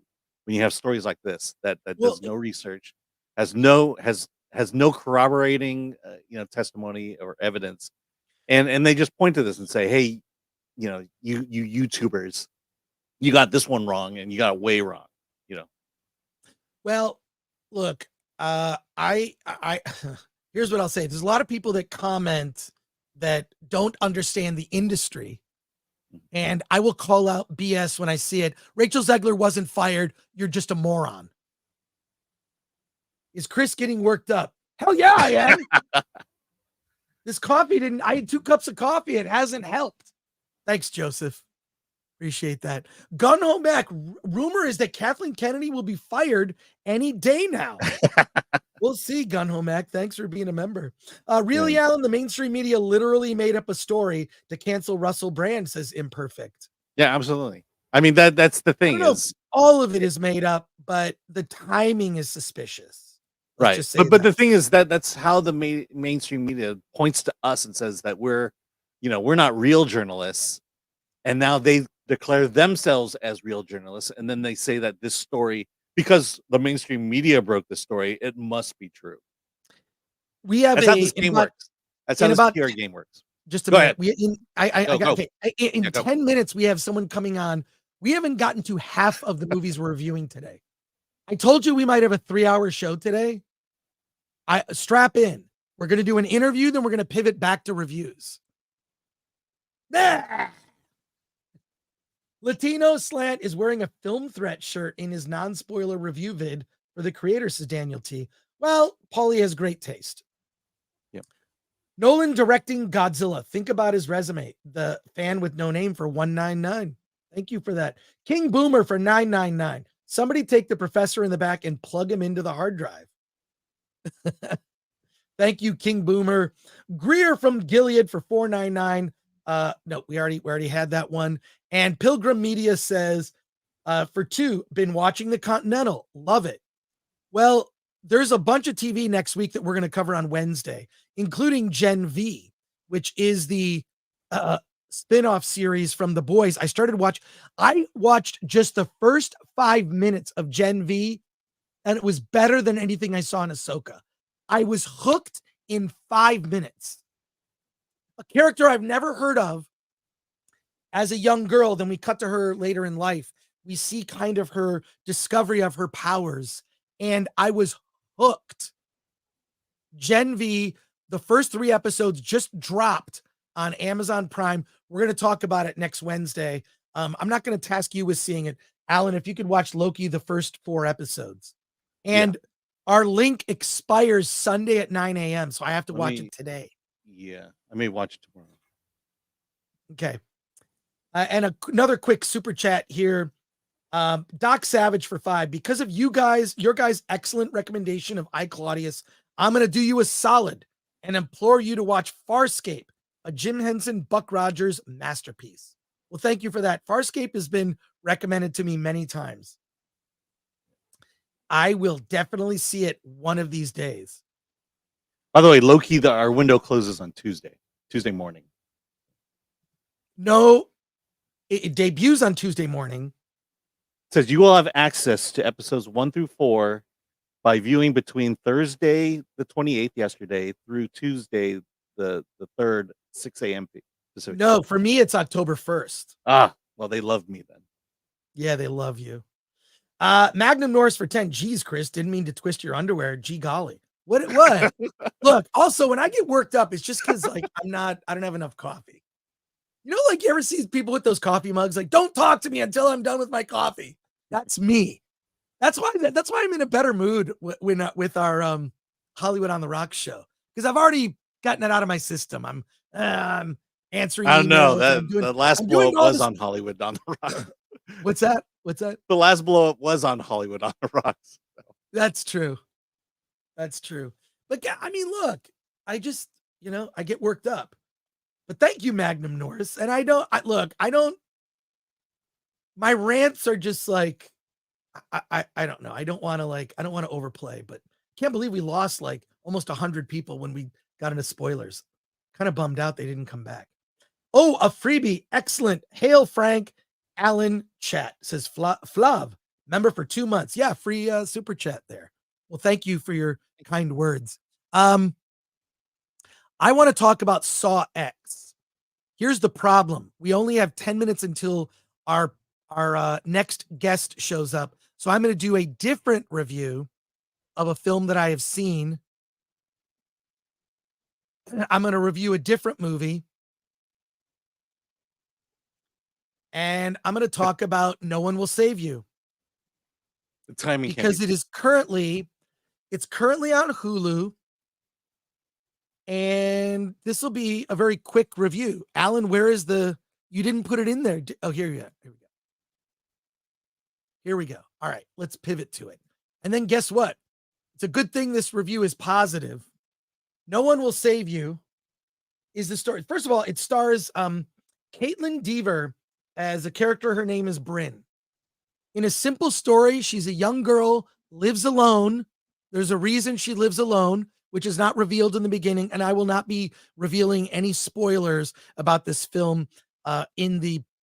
Most of the spoilers take place in the second half of the film. But this is an alien invasion movie. It is a very simple tale of a young woman who lives alone, who is being plagued by aliens trying to abduct her. Why are they trying to abduct her? And the budget for this movie, by the way, $22.8 million, and it looks amazing. I think we've seen a lot of this was also made by 20th Century Fox Studios, 20th Century Studios. They seem to have their pulse on sci-fi in terms of choosing the types of topics, but it's a simple story of a young girl, things going bump in the night. What is it? It's aliens trying to get in her house, and they're trying to get her, and they're trying to get her for a specific reason. She lives in this town, and there's something mysterious happening in the town. She goes into town, and the townspeople are giving her a strange look. The one conceit and the thing that I loved about this movie so much was, one, the scares and the action sequences are so well done. The tension, earned jump scares, right? So they're jump scares that are really meaningful. The special effects are really well executed. And the fact that it's just a simple story of a young girl, and you're not even sure at the beginning of the film, what is the era of time that this movie is in? Because when you see Bryn, this character, is this in the 50s? Is this an idyllic world? What is this? What is going on? All will be revealed in the second half of the film. I'm not going to tell you because it would ruin it. But what I can say is this, and I can't wait to talk to the director about this. There's no dialogue in the film. I believe there are some words spoken in a few offhand moments, but literally, this is a dialogue-free movie that focuses on tension, suspense, with more emotional layers, which pay off in the second half of the film. If you are a young filmmaker, they say show, don't tell. This movie does this in spades. Is so well done in terms of show. And this is kudos to the lead actress, Caitlin Dever, for hopefully I'm pronouncing her name correctly. Everything is just conveyed with her looks of fear, with her just every look on her face telegraphs everything. I'm just amazed that this movie was made without any dialogue at all. I mean, there are some words spoken, but it's not like I'm really curious what the script for this movie looked like, because it was just I was riveted to it. And also, we've seen alien invasion movies and this type of genre before, but never played this way. Strong recommendation for No One Will Save You. It takes a type of genre, young woman alone at home, and something that goes bump in the night is invading, and pays off with emotional stakes that were completely unexpected. So it's also currently playing on Hulu. So there you go. And now we're going to pivot. We're going to pivot because, oddly enough, wait, do we have No, that? No, that's not it. Yeah, wrong movie. That's it. Yeah, there we go. Yeah. Now we're going to pivot. And it's a good thing I really enjoyed the film, because the director is here to talk to us. Wait, where is the I don't see it, Alan. It's at the Alan. bottom. Is it at the very bottom? Yeah, here I gotta be careful what I say here. There we go. Let's bring on the director of No One Will Save You. Director Brian Duffield is here. Did I pronounce your name correctly, and your lead actress? I think you pronounced everyone's name correctly. Great. Well, tell us about this film. Obviously, I think you witnessed my rave review of this movie, and I've talked to other friends of mine who've seen it because it's now on Hulu. My first question for you is the script. Mm-hmm. How do you do a script where almost no one says a word? You cheat and you keep your character by herself for most of the movie. Right. Well, that's true. Yeah. She's by herself. I mean, there are other characters in the film, but there's Yeah. almost nothing. Am I wrong? I think she says something to herself in the car by herself, like, she's trying to start a car and she has an issue, but there's nothing spoken. Are you asking how do you format a script that has no dialogue? Yeah, no dialogue. Like, what do you do? What's the script look like? Is it 30 pages? Like, tell me about the script for this. No, I think someone just reminded me that it was 87 pages, so it's a little short. No, it's a lot of in like action scenes. You don't have a ton of dialogue usually, so it's just, and I write very sparse anyway, so it's just kind of like a line of action. So it's kind of the idea is like every line is like a new shot or a new thought. And so, I didn't know it was dialogue free for a long time because I knew Caitlin's character of Brand was going to be, I mean, the movie's about being isolated a lot. And so I knew she wasn't going to talk to anyone in town, and that she wasn't going to have like a dog or anything like that at home. And so I was about, I think, halfway through, and I knew there's an encounter she has at a police station, and I knew that was going to happen. And then after that, I realized that she hadn't spoken yet, and so I was like, oh, I could just see this through. So Yeah. yeah, so it was kind of a There's happy a look. accident. Yeah. There's a look at the police station, which kind of reminds me a little bit of Invaders from Mars, the classic science fiction film. Yeah. I'm sure you've seen that, which Yes. is also partially a possession story, but also a story of like, no one believes me. No one believes me. The isolation element of the film I thought was so well done because we live at a time where we are so isolated from each other. We think we're connected with our devices and this, and I have all these friends on social media. Those aren't real friends. You know what I mean? Right. So the movie like really leans into the nature of being isolated, alone, and whatnot. And then there are these invaders. The other thing I really want to discuss is the special effects. Cool. The budget was 22 million. It looks so good.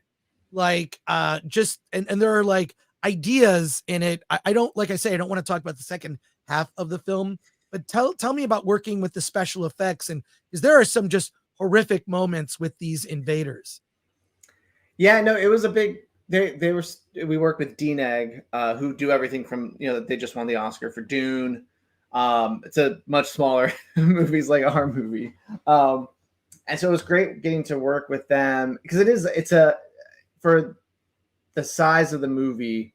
There's way more visual effects than I think you would expect, and way more aliens, and so that was also a thing. Like we knew we weren't going to get, Andy Serkis level aliens because we didn't have $100 million to spend. But it was like, okay, how do we make sure that the aliens that we do have can be scary and have personality and convey intelligence and feel like they don't take you out of the movie? Like that was the biggest thing, where you have such a powerhouse with Caitlin acting opposite, I think it would be tough for an actor to keep up with Caitlin, but for a CG character, you really have to believe that they deserve to be on screen with Caitlin. So that was kind of the push and pull, where it was like stretching that dollar as far as it could go. And sometimes that meant kind of going the opposite direction, like, making them feel like they almost could be stop motion.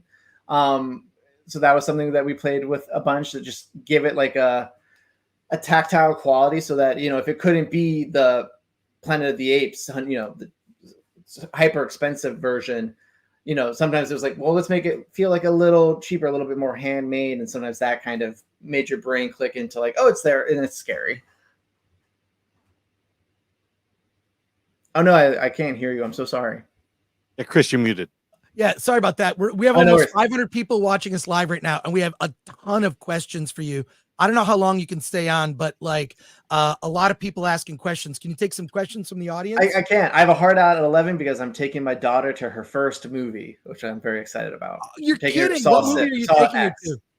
Saw. Saw X. Oh. No, I'm taking her to review that. After your interview, we're going to review Saw X. Maybe people have been saying I heard it's great. I'm so excited to see it. Like Barbenheimer, that people have been saying too. People have been saying Saw Patrol. I know, yeah. Yeah, She's funny. 4, so I don't know how good Saw would go down, but she's very excited to go to the movies for the first time. We'll get to as many of these questions and comments as we can. First of all, Uncle Remus says, it was a cool movie, Brian. Congrats. It should have been in theaters. And Geek Truth 64 says, Brian wrote Underwater 2. Very underrated film.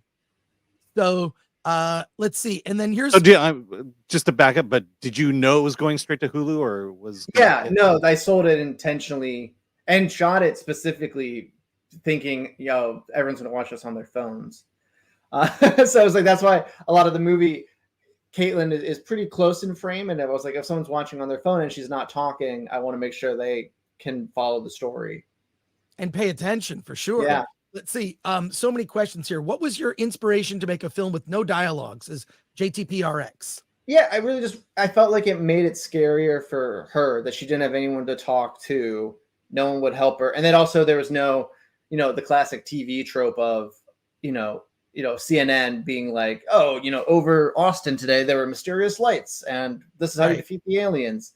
It felt like taking away all the exposition put her at a disadvantage and made her and hopefully the audience lean in and go, okay, what is going on and how do I solve this with the little information I get? Well, it's also interesting you didn't have her speak to herself.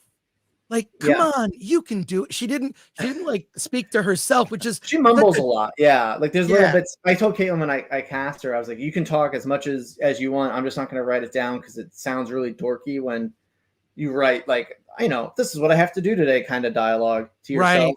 So there's times where she's mumbling and it's not subtitled or anything. And I don't know what she's saying, but it's like when it's appropriate for her to kind of be like, okay, what do I do?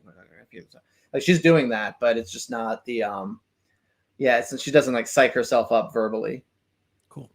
Question here from Razorburn. Brian, were you inspired by the movie Fire in the Sky or the Twilight Zone episode The Invaders, in which the woman never speaks? Definitely. It's funny. I forgot about The Invaders until very recently, and then I felt ashamed.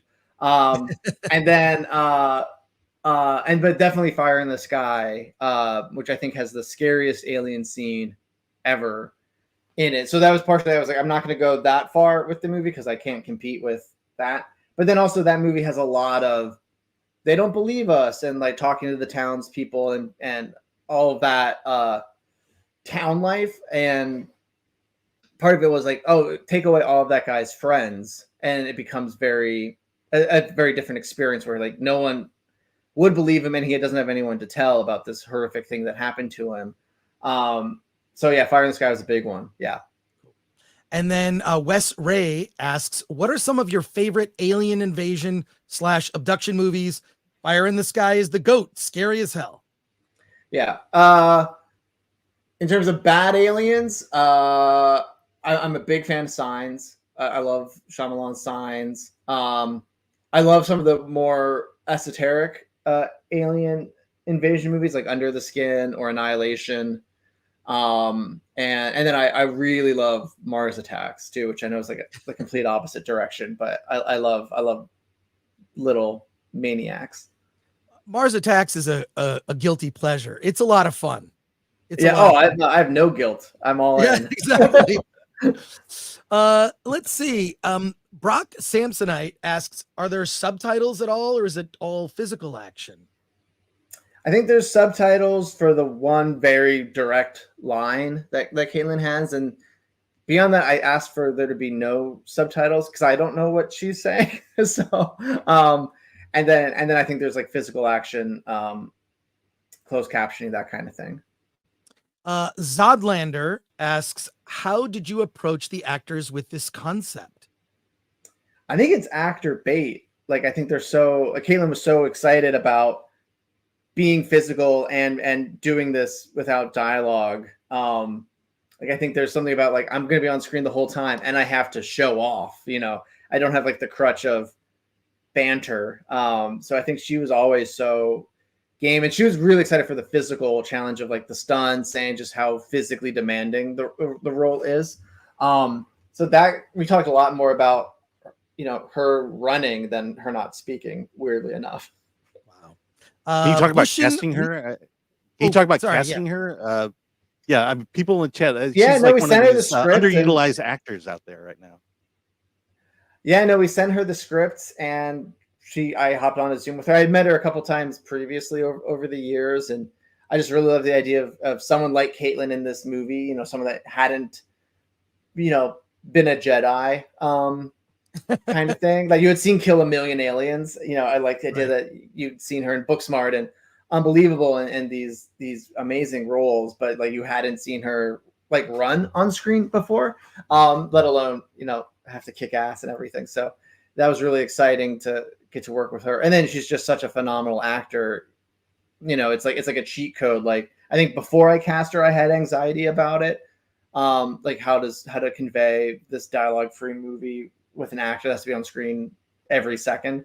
And then once I cast Caitlin, I was like, oh, this is the least of my problems. And it was, I was really spoiled by her.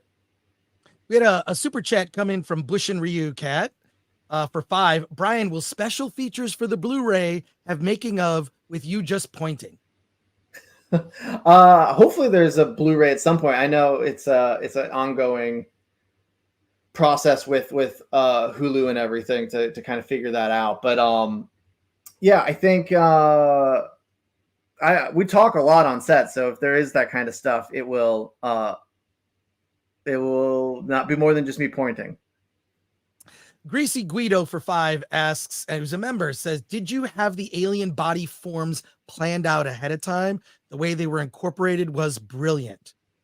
Yeah, we had a lot of design meetings beforehand, and wanting it to start as the kind of classic gray, and then kind of evolve from there.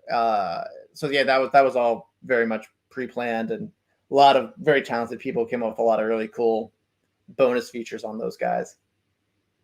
And then Bush and Ryu Cat has another question here. No One Will Save You is an homage to 1930s silent films, right? Yeah, I thought about having the exclamation mark at the end, and then I chickened out.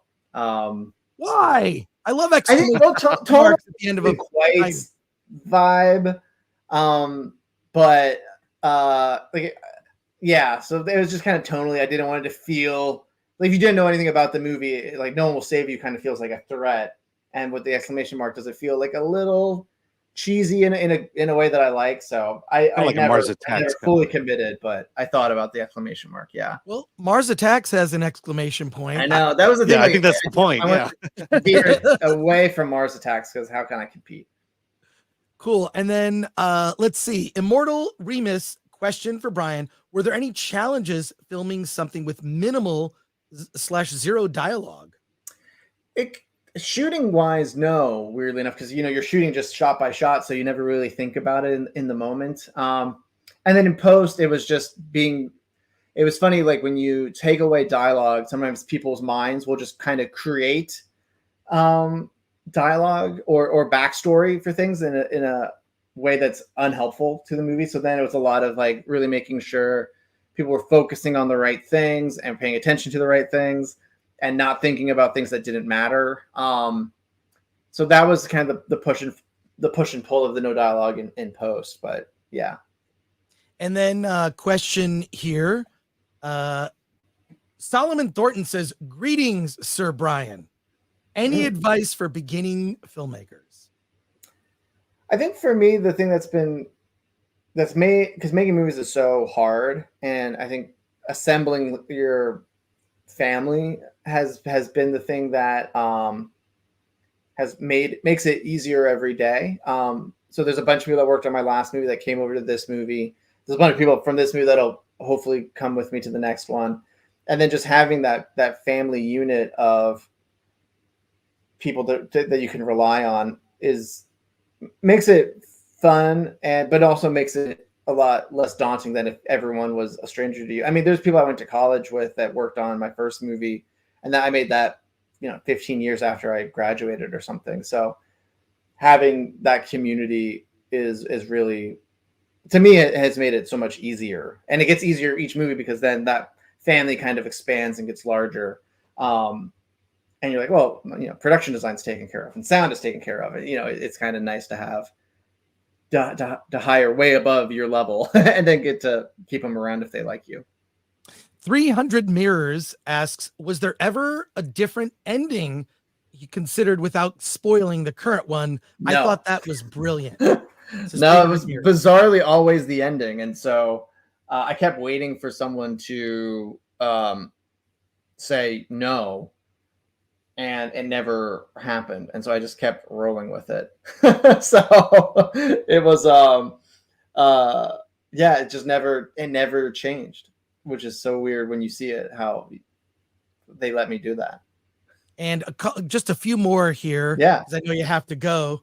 Razor Burn asked, Brian, in your opinion, do you believe in extraterrestrial life?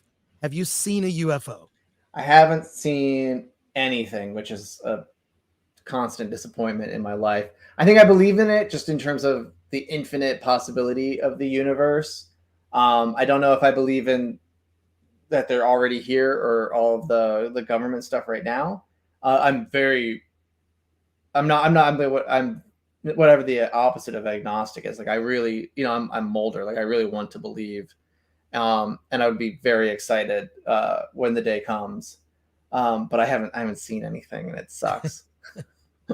And final comment here from Zodlander. Oh no, wait, we've got two more comments. Sure. Sodlander sends in 20 Swedish krona, Cool. and he just sends an exclamation point.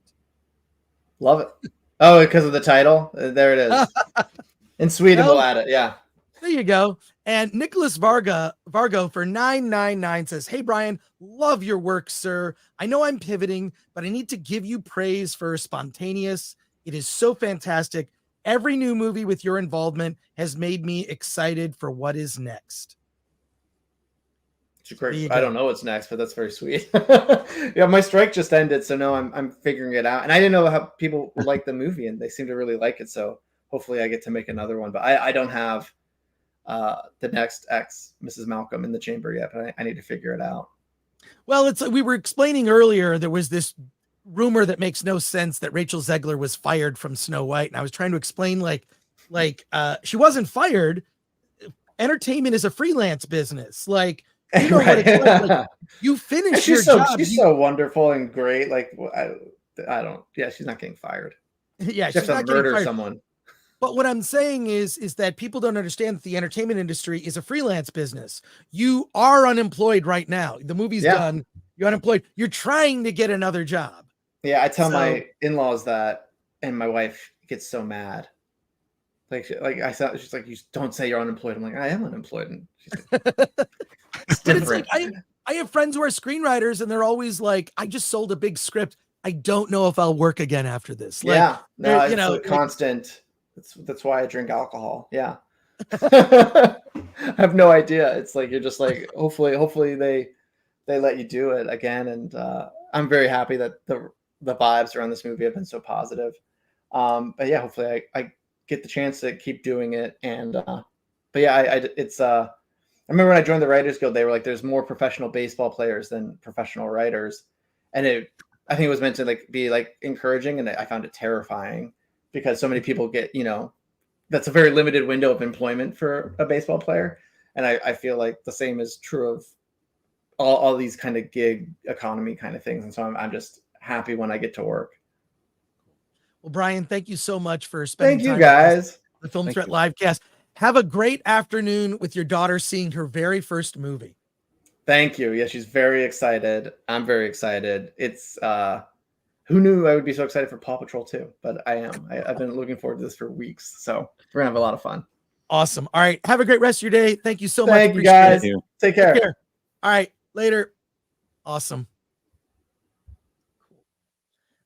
Great. That was great. What a super nice guy. That was. Now I'm intrigued with the movie. I think I will see it. Oh, you didn't see it? Dude, it's so good. It's so good. And it's like 90 minutes. So it's just solid sci-fi suspense. And I was like, I knew I was in for something like, oh, I really need to pay attention. It's all show, not tell, right? Like that's, to me, that's the best filmmaking. Show, don't tell. There's like literally one line where she's like in a car and she's frustrated and she kind of just is pissed off. But other than that, there is nothing. Cool. All right. We are going to pivot, and Alan is going to read some chat comments while I run to the restroom. Okay. Let's take a quick break. I'll be right back. Miss B Coffee, if you could help me out and grab some, but imperfect. How does union work in a freelance business? I think, okay, so if we were to answer this seriously, it's just the idea of protecting new writers from not being taken advantage of by the system, making sure that minimums are met in terms of the way you're compensated. But the thing is a lot of that is, a lot of the real money comes when you are no longer a new writer and become a veteran writer and can command your own price and command your own deals. So that's why the reason, the question of whether they're doing a good job, the union, is another question. Again, I would actually point you to Paulie's interview with Cameron Pasha, because he has some interesting things to say about the Writers Guild, and I'll just leave it at that. Let me see. Let's see. Try and MSP Coffee, you can help me grab some comments here. Oh yeah, Immortal Remus. I wish Brian's film got a theatrical release. Yeah, it's interesting that he kind of knew he wasn't going to get that theatrical release, and so he filmed it for the phone generation, which it's like I understand why that is in his mind, and it's sad that the phone has become a valid piece of valid means to watch a movie. Let's see. Monkey Jeebus, if you watch this on a VR headset, Chris and Alan, merge into one. Oh, if you watch this live stream, Chris and Alan merge into one person. Yes, and quite a handsome person, if I must say so. And then lastly, Jean Hu, posting in the chat so that Alan has something to read. Thank you. Appreciate that. All right. We've got more films to talk about. So this may go another hour. If you can't stick around, I understand there's other stuff, but please stick around because we're going to talk about Saw X and something very interesting about Saw X. I took notes. So we're going to get into it. But Alan, we saw okay, the next thing we're going to pivot to. We're going to pivot. Oh, we're not talking about Saw? Well, we'll get to it. We'll get to it because we've got okay, so The Kill Room. Alan and I both saw that. We saw The Kill Room. Alan, tell us about, just hang on. There's not quite yet. Which one is it? I don't know. Well, you saw the movie. You know what picture it is. No, I can't see these No, things. that's the cat one. There it is. Wait, did you see the movie Muzzle? Yes, I did. You did see Muzzle. I did see Muzzle. Did you see Cats of Malta? Yes, I did see Cats of Malta. We're gonna have a cats movie versus a dog movie at the end of the show. You are not gonna want to miss it. But Alan, tell us about the story for The Kill Room. Yeah, so The Kill Room, first of all, The Kill Room is based on a far-fetched plot that can never happen in real life. Uma Thurman there plays an art dealer who's running on some hard times. And Samuel L. Jackson plays a low-level mobster who needs to launder money. And so he gets Joe Manganiello's character, a hitman, to create art. Then he gives it to Uma Thurman's character. I'm sorry, I don't have names here. She sells it back to Samuel L. Jackson, who gives her money, and that's kind of a legitimate way of laundering money. And again, this couldn't happen in real life, where some non-artist would create art and then sell it for millions of dollars to the mob in order to launder it. But beyond that, so that's the scheme that's going on. The thing is that Joe Manganiello's character, the Bagman, his artwork is gaining attention because Uma Thurman's assistant is leaking that this artwork is selling for hundreds of thousands of dollars. And so now everybody in the art world wants to own a Bagman. And the Bagman now is in a way forced to just start creating art for art's sake and becoming rich off of that. And so and because the mob's involved, this is where things get complicated. And because the guy's a hitman, this is where things get complicated. And that's pretty much how the movie plays out from there.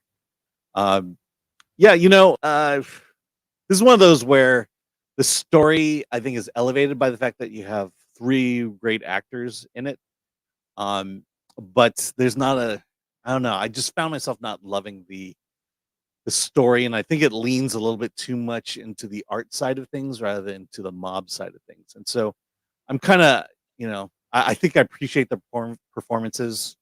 It's just one of those movies that, you just go to the theater just because you want to buy some popcorn and watch a movie. Because there's nothing really fundamentally wrong about it, but there's nothing great about it, which is something you kind of hope when you watch Uma Thurman and Samuel L. Jackson on screen together. So that's my feelings about The Kill Room. How about you, Chris? I felt exactly the same way. I thought it was okay. I think a lot of weaknesses are in the script and the tone. So I love Uma Thurman, love Sam Jackson, and I love this idea of Joe Manganiello, who's a hitman, expressing his art through the murders. So it's like he murders people. It reminded me almost of Little Shop of Horrors in the sense that Uma Thurman's character Patrice has this realization, oh my God, the art, the art tells you something about a person, and the art is telling the world, I'm killing people with my art. So he does these art pieces, but it's like she sees that he's murdering because she just has this realization that she throws up in one of the bags in that reveal. I just felt that the movie felt a little flat to me. It felt like a very like a little paint by the numbers. I think the weakness is really in the script, but the cast is the thing that's going to sell this movie. I've always loved Joe Manganiello. Yeah. You know, he's fantastic. It's too bad that he never got to kind of take off in the DC universe. He was supposed to be, a villain in the DC, the Snyderverse, so to speak. And Uma Thurman, God, she looks so good in this film. And Sam Jackson is always great. So you got this great cast, but they really just didn't elevate it against a weak script. And then I felt the tone of the movie kind of plays it like almost like just this goofy. And you've got like Uma Thurman with these rival galleries. There are all these rival galleries that are kind of going after her. And that gets just sort of ridiculous. So, well, I mean, I'll correct you. This cast does elevate a weak script. Well, that's true. That's true. You know, and but they can't. This can't shows that why these actors get work is because they can take a piece of a script that's fairly average and just elevate it.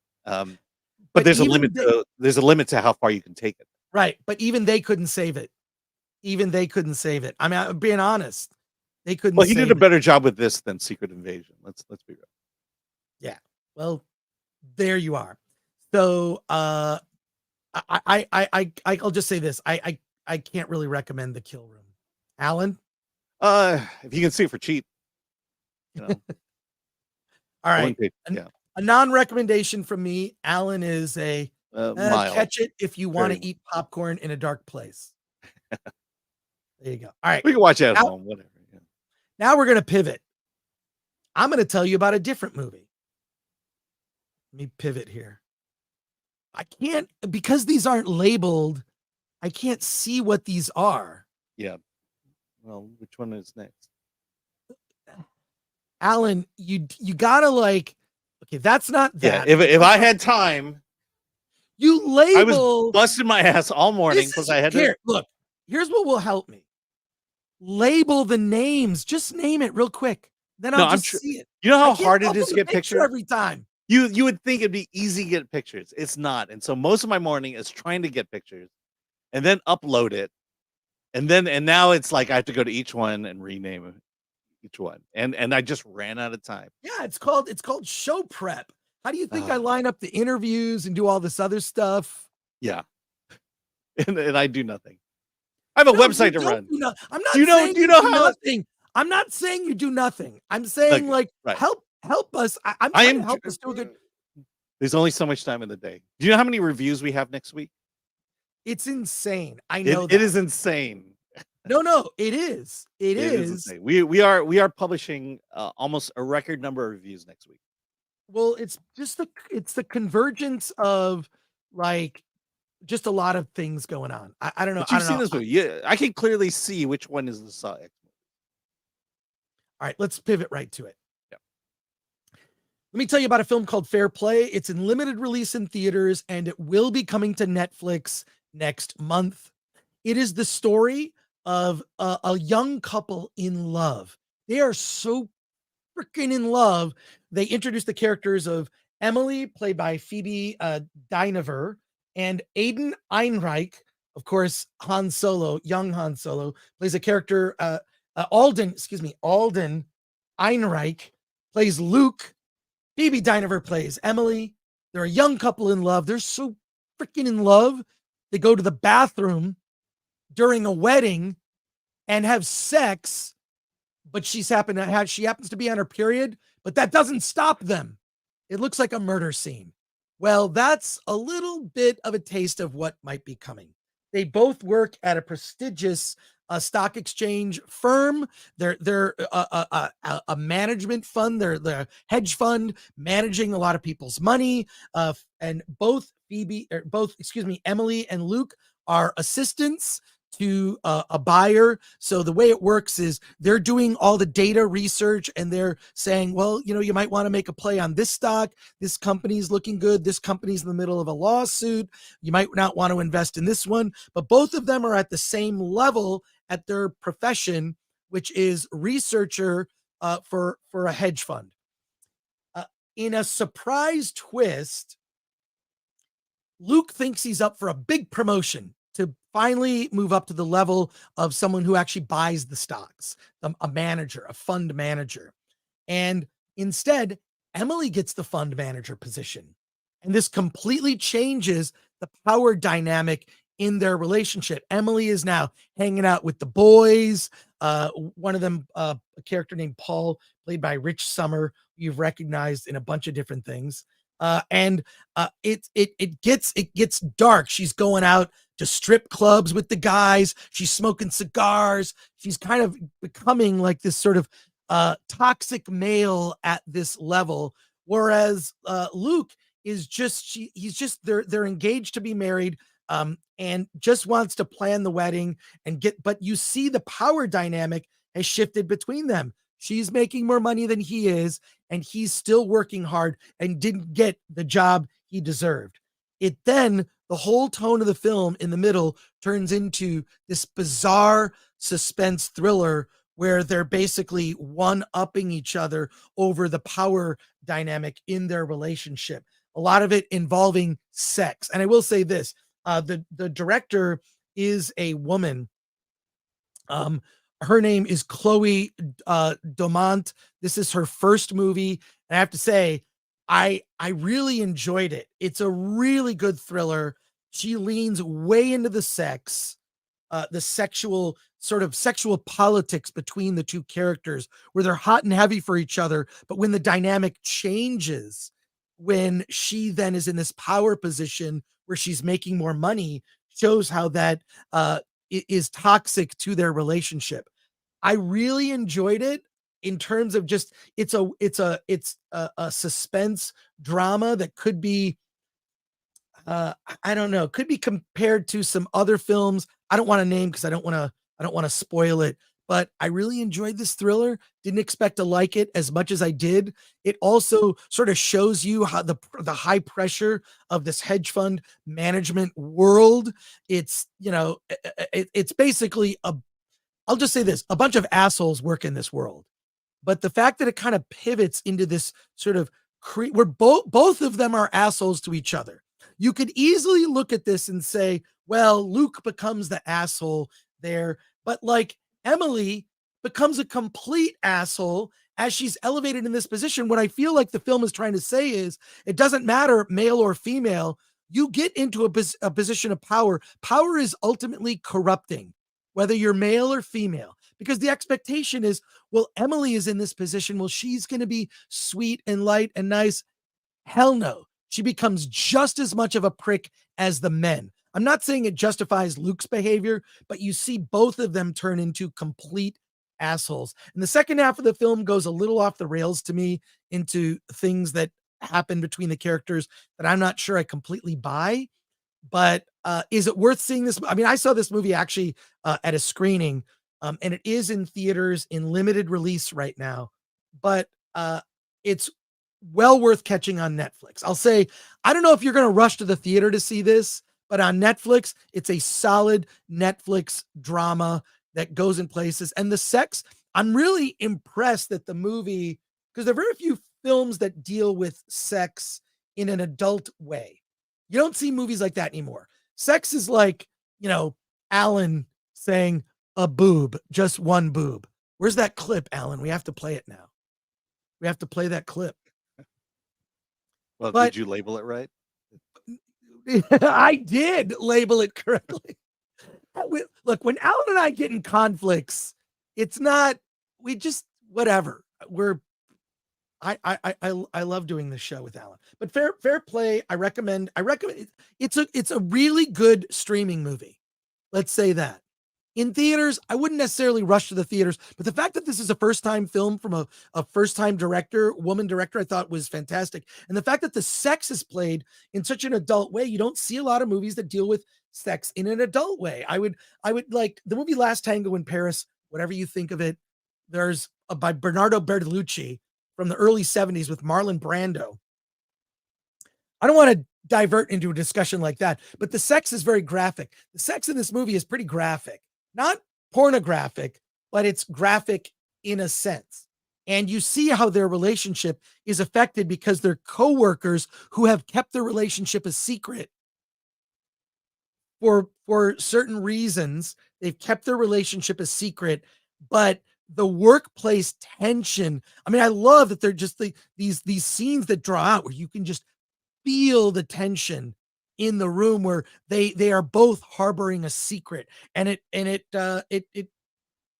contributes to the destruction of the relationship. Recommend to see this on streaming. Can't necessarily recommend rushing to the theater, but a worthwhile film to see on Netflix. Well, you had me at bathroom period sex. So, well, we're not going to review the movie Periodical, Alan. Some quick commentary here. We're gonna talk about more movies. Commentary on roles and reversed roles, said the nerd far away. Yes, it comments on it, but it doesn't. I never felt that the movie was preachy to me. It didn't feel preachy, but it definitely deals with power dynamics between couples and especially workplace relationships and how that's not always a good thing. Power is it clever, or have we seen it before?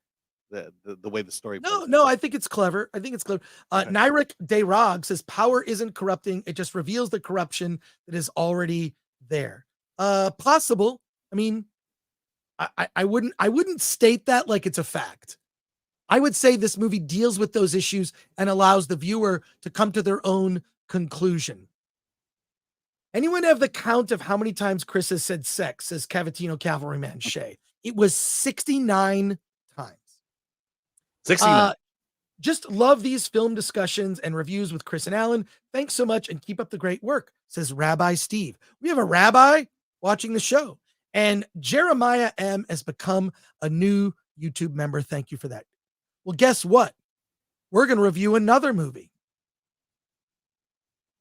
Alan is going to tell us about we just find the picture, Alan.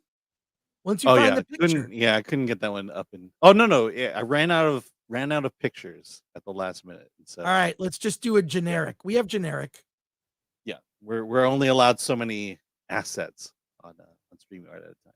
Alan, tell us about Farewell, My Concubine, which is a classic now being released in a 4K restoration.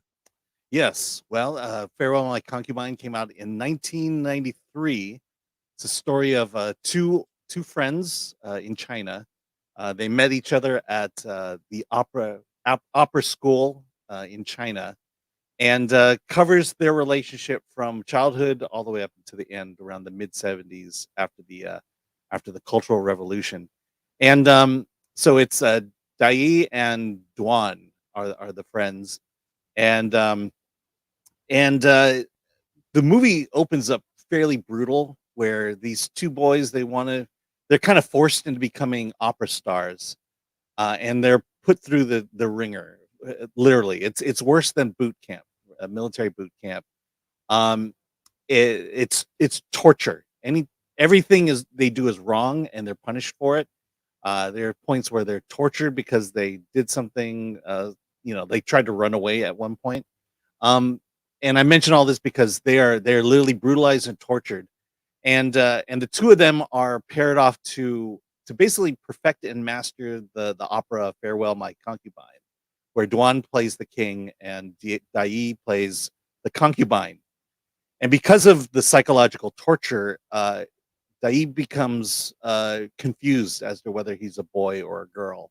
And this is kind of the reason I want to talk about this movie. Is it's an interesting take on the LGBT genre.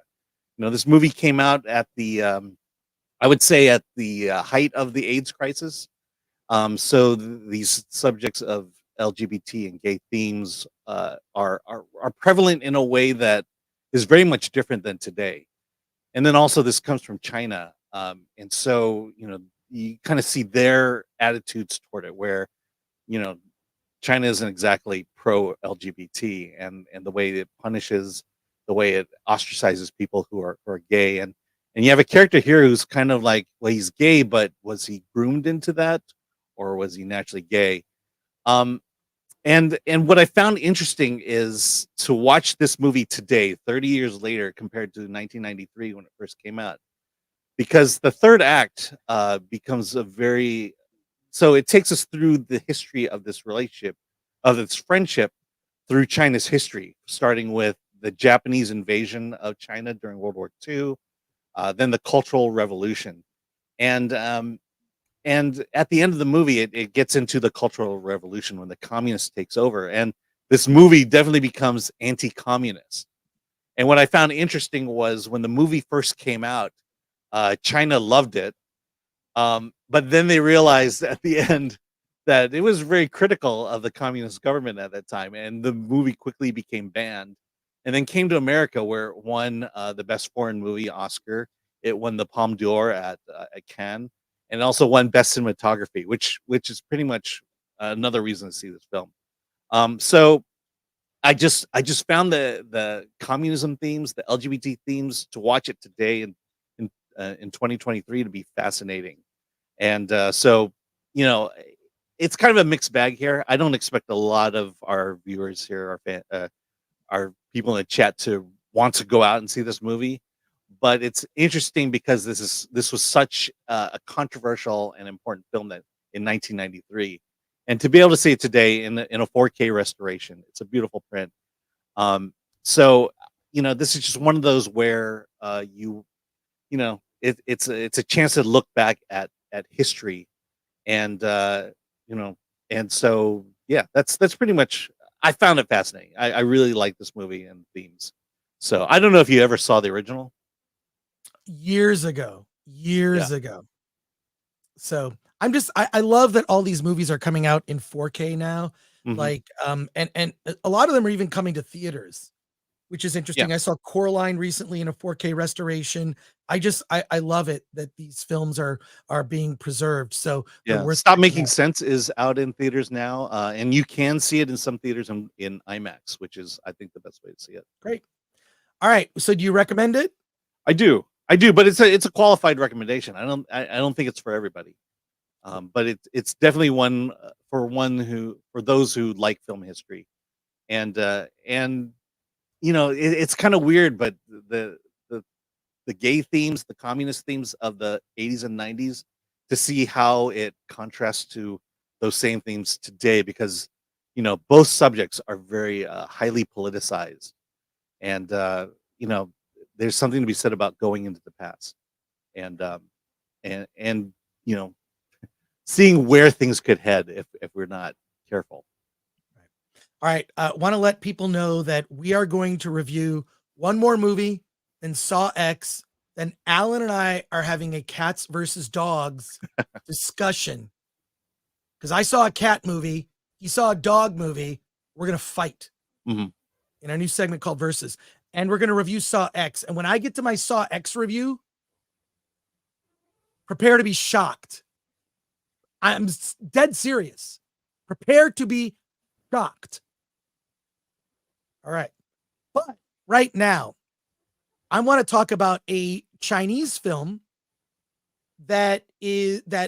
well, this movie is open in China and was big at the box office, and kind of it's done okay. The budget was around $100 million. It is the biggest budget movie ever made in China, and it is China's attempt to do a Marvel Cinematic Universe. I am not kidding. It's called Creation of the Gods, Part 1, Kingdom of the Storms. And there are 3 parts to this film, to this story. So I have only seen part 1, which doesn't exactly end on a cliffhanger, but it ends with a lot of loose ends not tied up. And guess what? There's a post-credit scene just like Marvel. And there are characters that are kind of superheroes. It's actually set in ancient China, and it's set on. It starts with this big war, and there's a there's this conniving fox demon that wants to kill the emperor and seize power. And this fox demon manipulates the new ruler into doing, let's say, bad things. And in an effort to save humanity, the gods have been awoken and have sent down sort of lesser gods to interfere with mortal affairs to try and redeem mankind. I won't go into the specifics, but I'll say this. The special effects for this movie, absolutely incredible. The opening war scene with King Zhu how King Zhu is basically installed as the new ruler is incredible. There's a thing where these kingdoms in China, what they do is they exchange sons. It's a way that you take one of your sons, you exchange it with another ruler, and that son is kept hostage. And the point is that, well, you wouldn't attack another kingdom, because if you did, they have your son as a hostage and can murder that son. So by attacking another kingdom, you are basically sacrificing your own son. This plays into the story, which effectively deals with King Zhu and another warrior that is inspired. His name is God. What is the?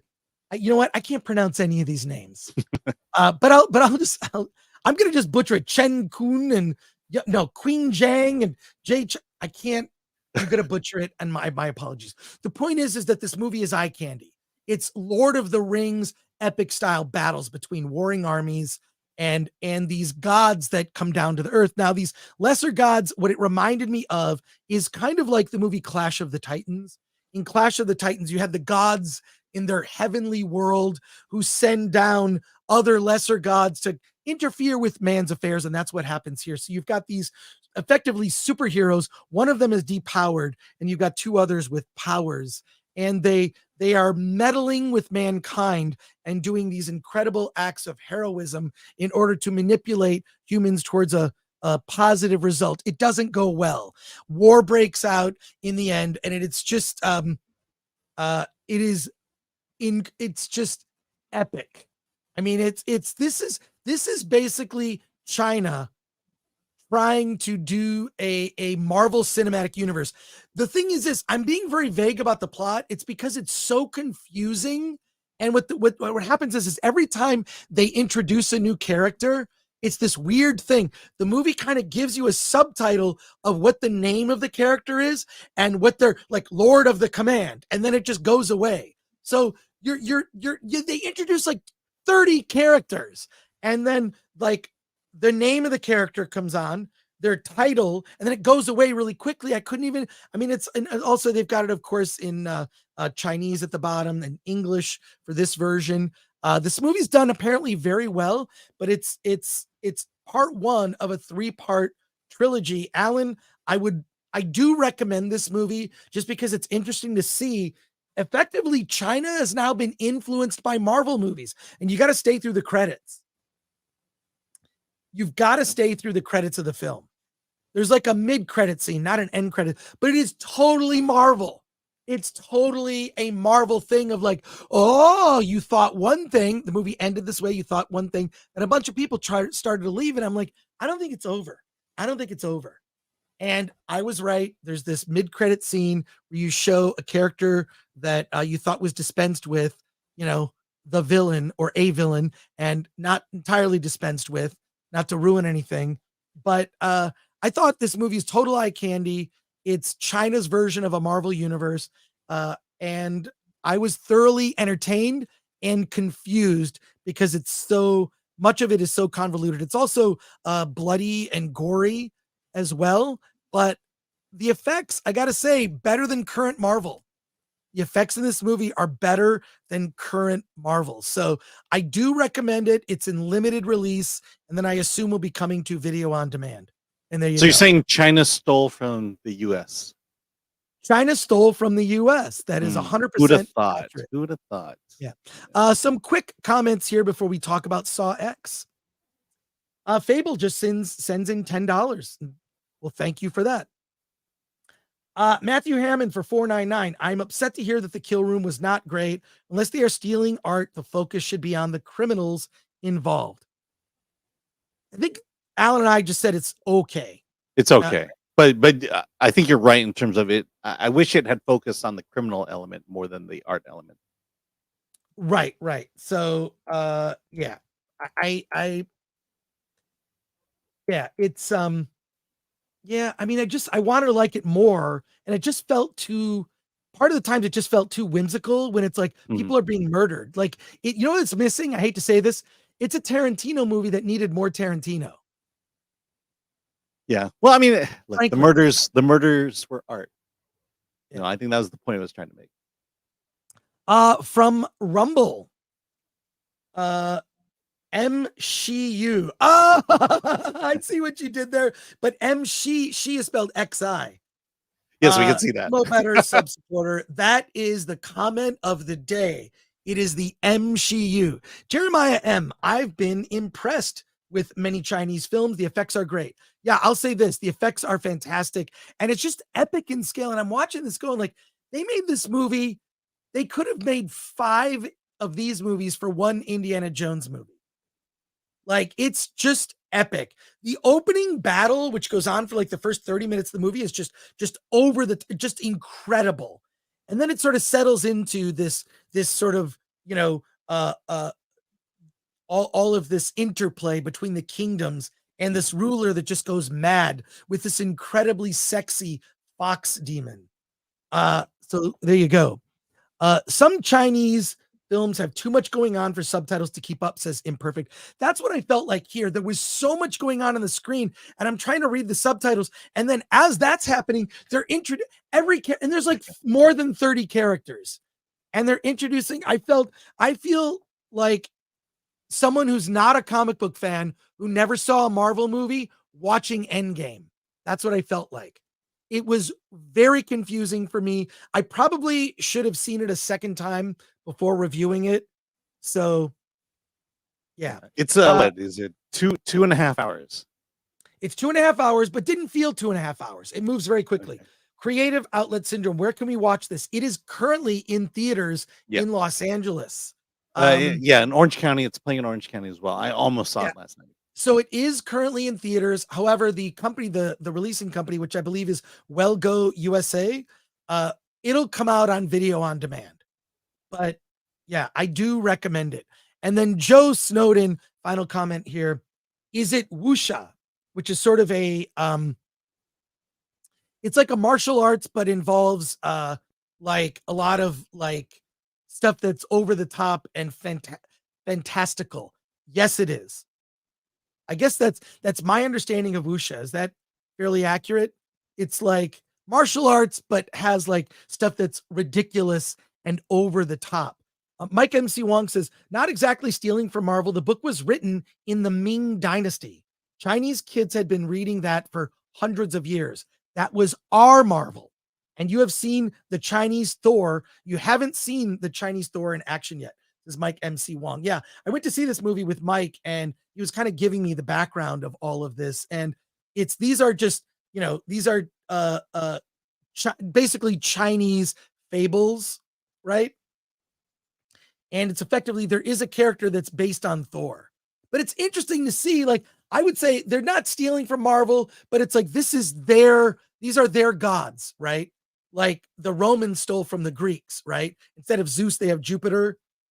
So in a way, I think you were saying that they're stealing the American superhero tropes, such as the superhero tropes. Like they're trying to build their own universe with these characters, starting with a series of 3 movies that are epic, filled with special effects and whatnot. So I will see part 2.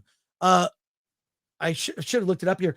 Idari says wuxia means cultivation. They cultivate their innate powers. Yeah, I mean, over the top powers are manifested. Let's just say that. But look up the trailer for this. Your jaw will drop looking at the trailer for this film, and I do recommend it. Now it's time to pivot. And Alan's going to put up the photo from Saw X, right, Alan? I mean, it's not hard to spot that one. All right, let's talk about Saw X. Saw X is now the 10th film in the Saw franchise. Chronologically, and I have not seen all the Saw films. I saw the early ones. I saw the first.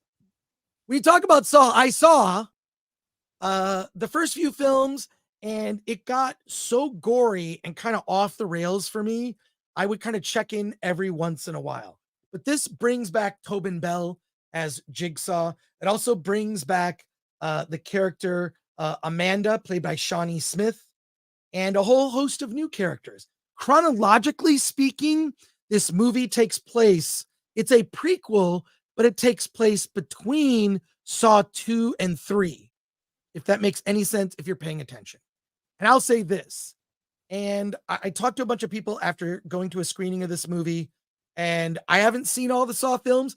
Everyone is saying this is the best Saw film since the first one, and I would agree. I haven't seen all the Saw films. They've gotten mixed reviews, but I would say that this is the best Saw since the first movie. The first Saw, wildly original concept, incredible and dark. The whole idea that Jigsaw doesn't kill anyone.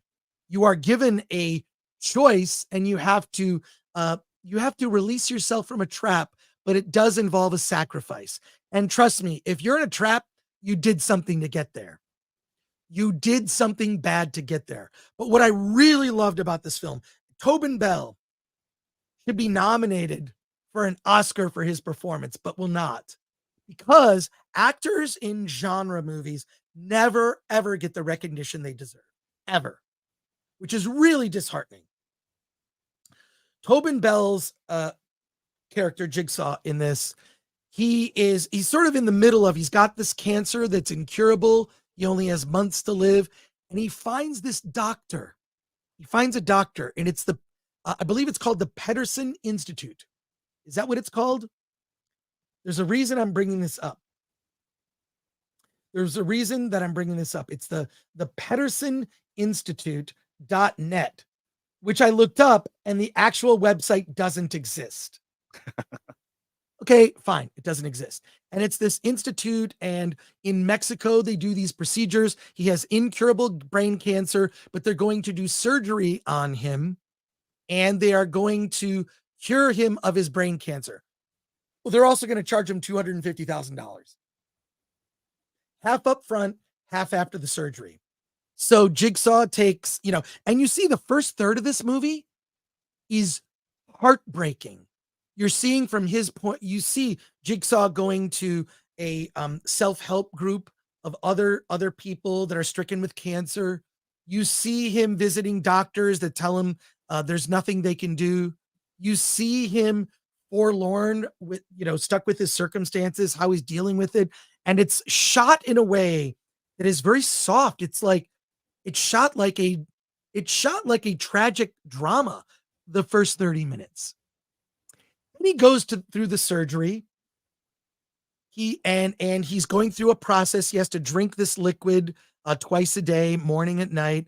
And he's going to send them the second half of the payment. He leaves and realizes, he's not cured of his cancer. He goes back and finds out he's been scammed.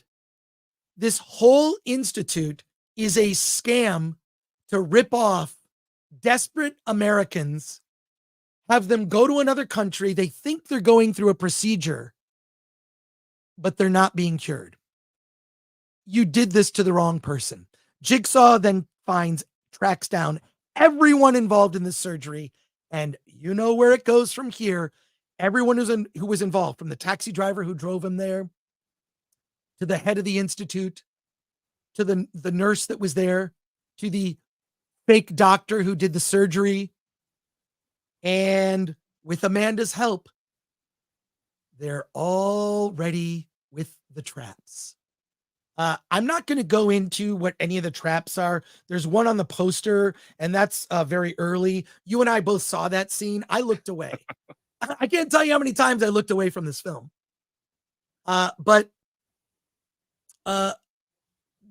the traps, there's one with a girl where, oh God, I don't know if I want to ruin it. It's the first trap in the middle of the film, and it's horrifying. I mean, it's horrifying. You can, and the audience I saw it with is all like, you hear people cringing. I personally was looking away when we saw this scene at, I think it was Midsummer Screen, Alan. We saw X. Oh my God. It was just, you could hear the audience cringing. Oh. Yeah. But Jigsaw is justified. You saw what they did to him. You saw what these people did. They deserve this. They more than deserve this. And I'm not going to, no spoilers for this. There is a big twist at the end, which is a great payoff. And there is a mid-credit scene. So stay for that. I really love this. If you're a horror fan, you're going to love it. If you're a fan of the Saw series, fine. I also think if you've never seen a Saw film, you can come into this because it really explains, it does a really good job of explaining the concept, the motivation, why,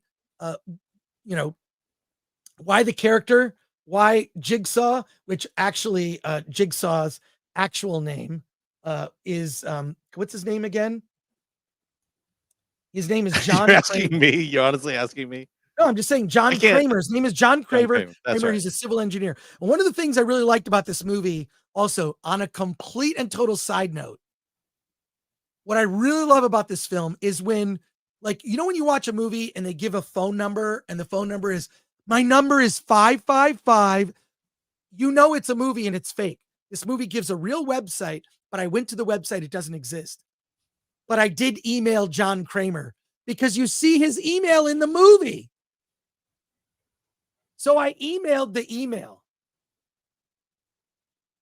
that's in Saw X. And guess what? I'm not going to tell you what the email is. I emailed the email that was John Kramer's personal email in the movie. It doesn't exist. So what I did, I created the email. John Kramer's email that's in Saw, it's me. I have the email now. And I've been getting emails from people, is this John? Hello? And I've been responding to people. I've been responding to people, Alan. Wow. I'm impressed. I've been responding to people. Now you just got to get the website. And the movie isn't even out yet. The movie's not even out yet. I'll show you a quick exchange to prove to you that I'm doing this. But I started getting emails yesterday, and I've just been answering the emails. Okay, I'm not going to tell you what the email is. You have to go see the movie. It's on there for a brief moment. I grabbed a piece of paper. And I wrote down the email, and I thought to myself, well, I'm just going to email this email address, and I'm going to see if this really exists. Well, guess what? I'm being inundated with the emails. Okay, wait, I can't show that, actually. I can't show that because it reveals what the email is. I don't want to reveal the email. I'm not going to reveal. Plus, they're sending you D-pics, right? No, but I actually took a picture of Tobin Bell as Jigsaw, and I put it as the picture profile for this. So, yeah, is the profile pic. But it exists. It exists. So it's me. I grabbed it. I'll share a screen and I'll show you. But I'm not going to tell you what it is. Links to if you were smart, you'd put links to Attack of the Dock in there. Yeah, I'll say, I recommend you getting Attack of the Dock. That's me talking with a guy named Matthew Stevens who doesn't know it's fake. I registered the email from the movie. Now, here's the thing. Usually in a movie, what you do is you go out and you vet everything that's in the movie. You've got to look. Is there a real person named this name? Does this person really exist? Is this a real place? You've got to change things in the film, right? You've got to change certain, you can't talk about, I don't know if you knew this, you can't talk about specific real drugs that exist in the real world with certain latitudes. You've got to look up names to see, you know how this says this movie is not based on any real. I saw for a flash of a second on the screen John Kramer's email address. I wrote it down. Doesn't exist. It's me. So I strongly recommend Saw X. I strongly recommend that you stay away from John Kramer. And I recommend seeing this in theaters with a packed audience. You will hear more people cringe. It's one of those like experiences where the Saw movies are really fun with an audience because everyone is just squirming in their seats and cringing. So there you go. Now, can I get suggestions? There you go. But yeah, there you go. Yeah, I can't watch this movie. Yeah. You know, you saw me at Midsummer's Scream. Yeah, no, when they previewed the eyeball machine, and or trap, and yeah, I cannot watch this thing. Well, guess what? Chris is goated for this. Says Best West 92. Jillian Absolutely, says, I'm impressed. I'm very impressed. Chris, this is epic. Please play this up and ask them what they're afraid of. Oh, I asked for a resume from a guy. I said, are you inquiring about the assistant position? Okay, so next week on Wednesday, we'll do a segment. I'll show you my email exchanges. But do me a favor. Don't tell anyone it's me. Don't let this get out. Just the 500 people here watching. Okay, don't tell anyone. But how Lionsgate didn't register this email address that is in the movie? I can't believe they didn't do it. I hope they try to buy it from you. Jillian, I registered. It's a Gmail account. You're kidding. Oh my God, dude. I'm having much fun. John Kramer's email in the movie is a Gmail account. They're trickling in. They just started yesterday because the movie opened. The emails are trickling in. Wait until Monday. Wait until Monday. It cost them nothing to get this. We're going to read emails. We're going to read emails from people emailing John Kramer, and you're going to tell me how to respond. We'll do it next Wednesday. So Wes Ray says, I've always thought Saw ripped off the creepy puppet from the Redeemer, Son of Satan, aka Class Reunion Massacre, a criminally underrated photo slasher movie from 1978. For 5, thank you, Wes Ray. Fable for 5 says the email thing is so funny. Yeah, my love for Chris just leveled up, says Imperfect. Chris is a troll, bro, says Kier Runte. And Chris pays attention to details, says Joseph. Here's what I've done. Can I just tell you this, Joseph? Whenever I see a movie and they put in a real phone number or a real fax number or a real email address, I write it down. I'll call the number. Sometimes the people who make the movie are really smart and they use it as a way to promote the movie. It just goes to an answering machine. And I talked to a filmmaker. I keep track of this. I talked to a filmmaker once who put the office fax machine as a phone number. If you call it, you just get like the fax little sound effect, which is bizarre. So yeah. Jillian N, who's been a member for 13 months. Thank you, Jillian. We appreciate your support. Hello, Chris and Alan, and all in chat. Chris, you mentioned on Wednesday you were considering added fitted women's t-shirts to your merch. Please do. Thank you. I will. I have a meeting next week with the person who runs our shop. We're going to add those shirts. Right now, they're just unisex. We will change that.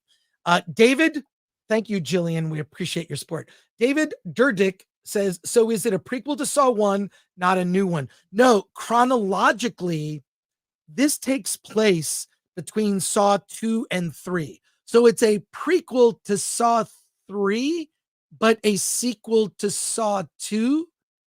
But what I really love about this movie is you do not need to see any of the Saw films to see this, because it explains who John is, who John Kramer is, why he became who he is, and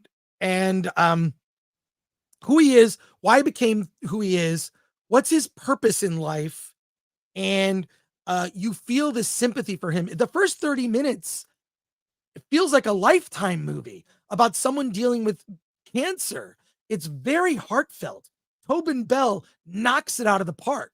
And then it becomes a Saw movie. But because you've gotten this backstory backstory and context is really important to setting up characters you care about. When a story does that well, you're invested. It's not just gore for gore's sake. You care about the people involved. So knocked it out of the park. And I have John Kramer's email address, folks. So Keep it a secret. We're going to troll people next week. And also, by the way, go see Saw.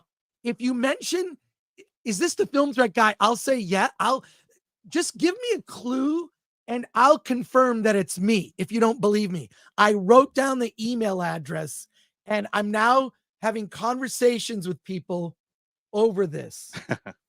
We should make this into a YouTube short. I know. But yeah, we should make it a I'm membership. having conversations with people who now like saw the movie and like me paid attention. So starting from the bottom, more comments. Spiral failed because it didn't feature Jigsaw, a fascinating anti-hero. He's an anti-hero. He's a sympathetic villain. Yes, Jigsaw's doing bad things, but the people deserve it. And so he's a vigilante. He's not a serial killer. I mean, does the series ultimately become that where Jigsaw is a vigilante, or is this kind of the first appearance of that side of him? No. It's not the first appearance. It's because it takes place between 2 and 3. But no, I'm saying as the vigilante versus the serial killer. I don't know. I haven't watched all the Saw films, but fascinating anti-hero, and that's because of Tobin Bell. They finally made a movie for and about him, and he's amazing. Underrated actor. Ron Enriquez, could not agree more. It's fantastic. Well worth it. Lionsgate should buy it from you, says Tyler W. I know they should. Make your email signature, subscribe to Film Threat, says Imperfect. Actually, the email signature, I put an email signature. It says John Kramer, civil engineer. And I'm talking to people, are you applying for the assistant position? You'll be stretched to your limit. Like, I'm just messing with people. So next week, I'll show you all of my different email exchanges with people. Yeah, it'll be an eye-popping experience. This is why I love working with Alan for those comments. Rumble, Winter Soldier Subsupporter 310-564-8144 is the phone number. That's the phone number for what? You said that the phone number was in the movie. I think. I don't know if the phone number is in the movie. Maybe I was writing down the address. Oh, okay. But I love when movies use real phone numbers and real email addresses and real websites. It's an opportunity to market the movie after the movie for people like me that pay attention. The last thing, and I will never do this in a movie that I make, I will never put in a 555. I hate that. I'll get a Google number and I'll put an outgoing message that promotes the movie. But yeah, next week, we're going to go through Jigsaw's email. Okay, I'm going to put that on our little thing.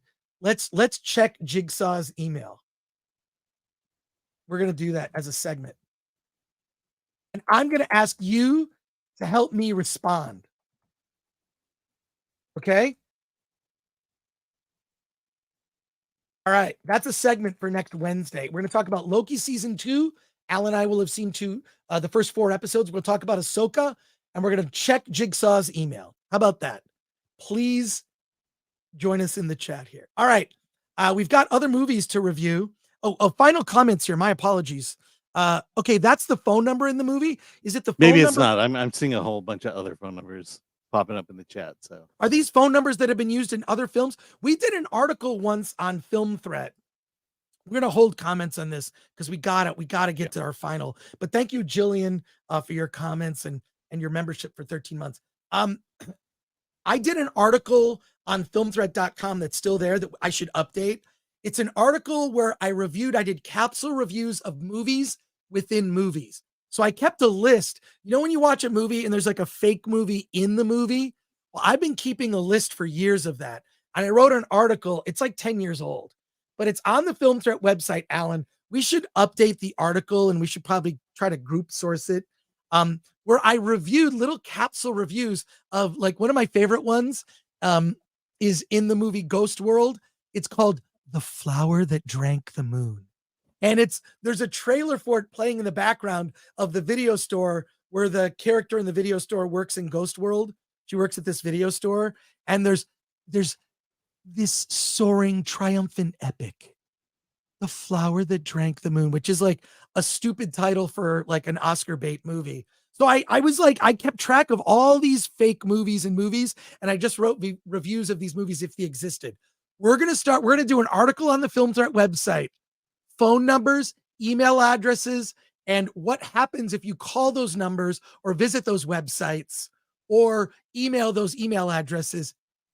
Baby, I got John Kramer. And any other suggestions, let me know. We'll do it next week. All right.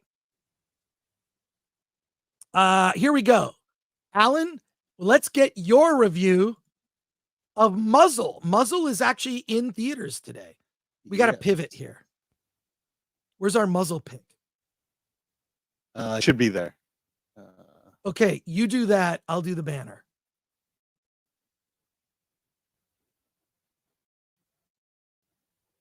Oh, maybe I ran out of space on that one. Is that it? Nope. It's not it. Yeah, I think I just ran out of asset space here. So Alan, there's a cast from Malta one there. okay, Alan, tell us about Muzzle. Yes. So Muzzle is the story of let me grab it here. The story of Jake Rosser, played by Aaron Eckert. He is a cop. He's a former veteran. He suffers from PTSD, but he's a cop with the K9 unit. And his dog, during an investigation of a drug smuggling incident, is blown up, and so the dog dies, thus thrusting poor Jake into further depths of PTSD, and possibly a cover up, some police corruption going on here. His boss is Leland, played by Stephen Lang. He tells him that he needs to get off his butt, get back on the job, do a little bit of therapy, and get a new dog. And he gets a new dog. The dog's name is Socks. But the dog also suffers from PTSD. And soon we find out that the dog may have been involved in the very crime that killed his first partner. So the way I walked away from Muzzle is basically, we've seen Hollywood do movies like this.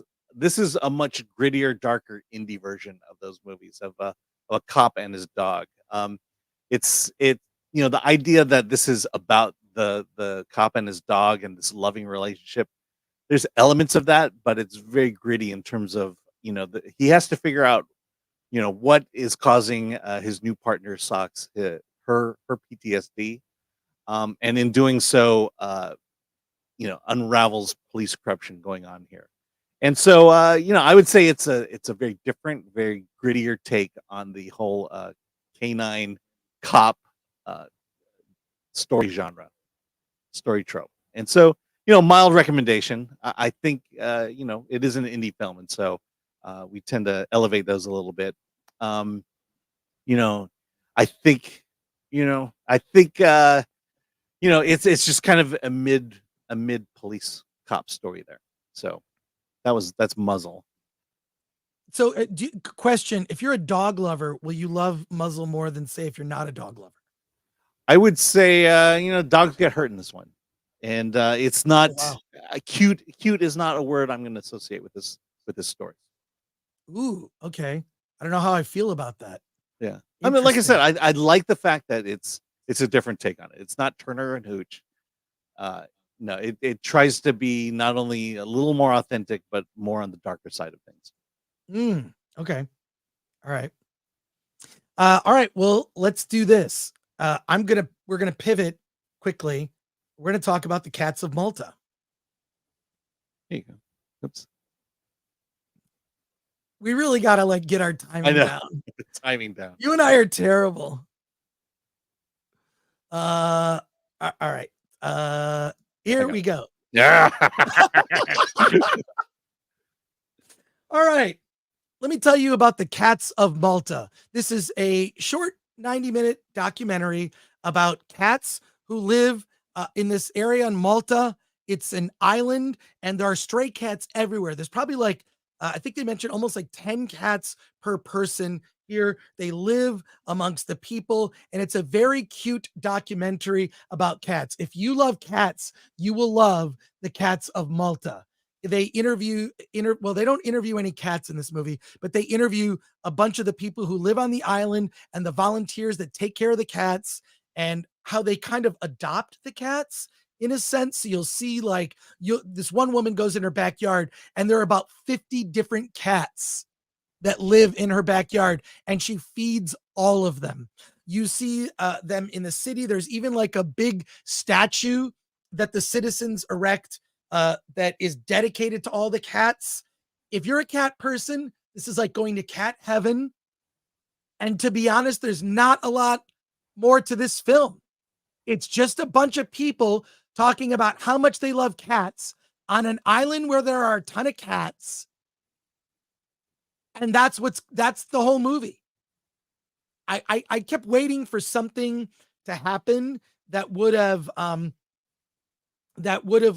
like, okay, do they talk about the population? Do they talk about how no, it's just people waxing, just like talking about like how much they love cats.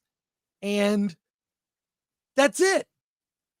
And it goes on for 90 minutes. There's no real twist to it. I will say the movie's got 100% on Rotten Tomatoes. It's a 5 out of 5 on Facebook. So I'm pretty sure that this movie will only be seen by cat lovers. I thought it was fine. There are no layers to it. It's just, if you love cats, this is cat porn. And look, it's a 90-minute cat video, you're saying. I'll say this. Yeah, it's like, do you love cat videos? Well, here's a documentary for you. So if you're a cat lover, you're going to love this film. I thought as a documentary, and it's also a very family-friendly documentary, I'll say that. And it's all about cats and cat culture and the stray cats on this island of Malta. There is nothing more to it. No more layers than that. You're literally put it on the TV. You know what? Watch this movie with your cat. And that's all I'm going to say. There you go. All right. I need help for someone to unstar things I've read so that I only see things I'm about to read. So help me with that. Please. I'm trying to go through. I think we're getting there. All right. We're there. Okay. All right. But here's the thought here. Here's what I think that we need to discuss, Alan and I. Which is better, dog movies or cat movies? Which one is better? Do you love cats? Do you love dogs?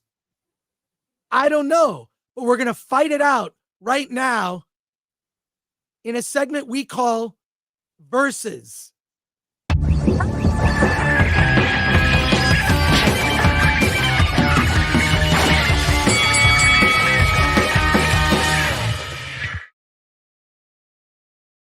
Now, Alan, now. Dog movies, definitely. I think you clearly explained. What? We are terrible at this timing. All right, I know, because you give dog me no movies prep. or cat movies. Let's just say this. Okay, I'm going to concede something because we had a conversation earlier. Dogs are friends. Dogs will follow you around in every room.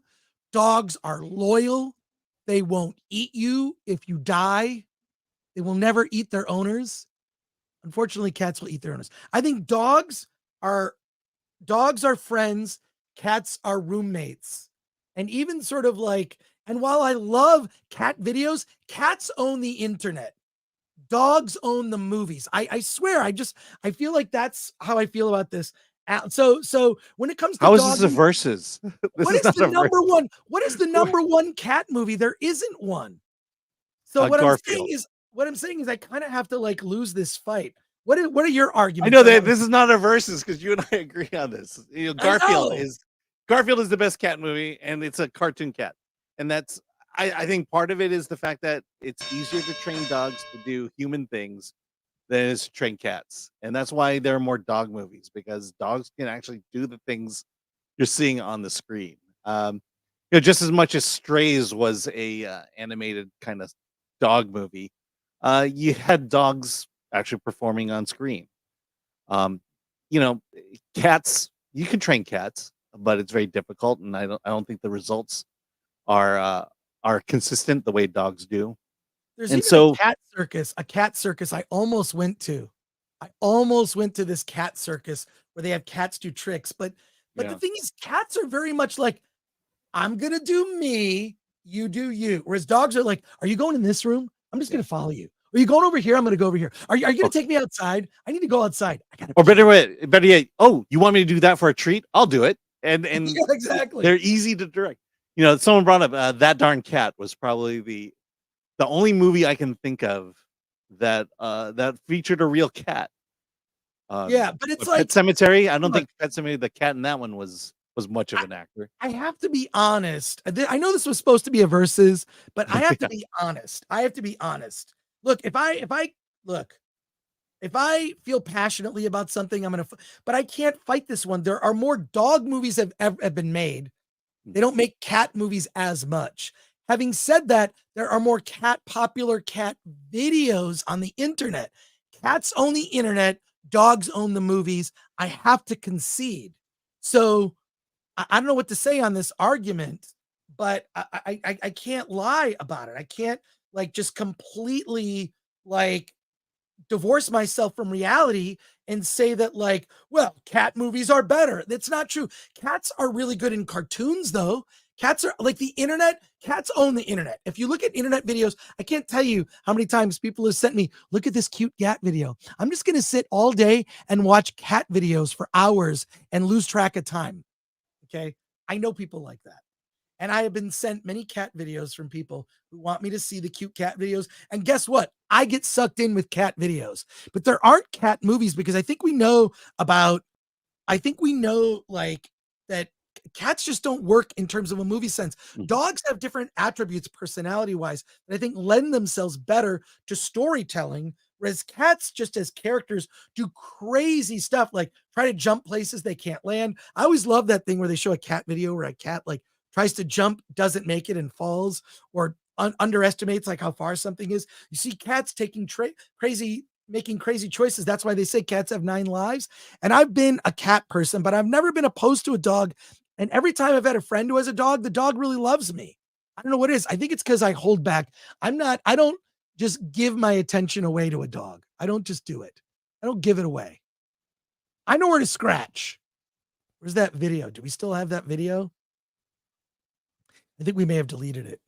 Anyways, but look, I just clip that for a short. Glenn.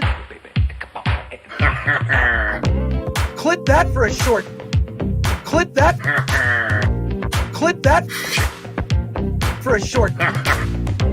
I know where to scratch.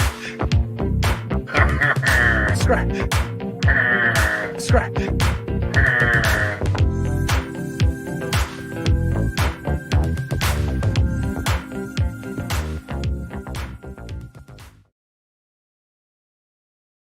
But I look, I have to concede. I lost this one. I know. Yeah.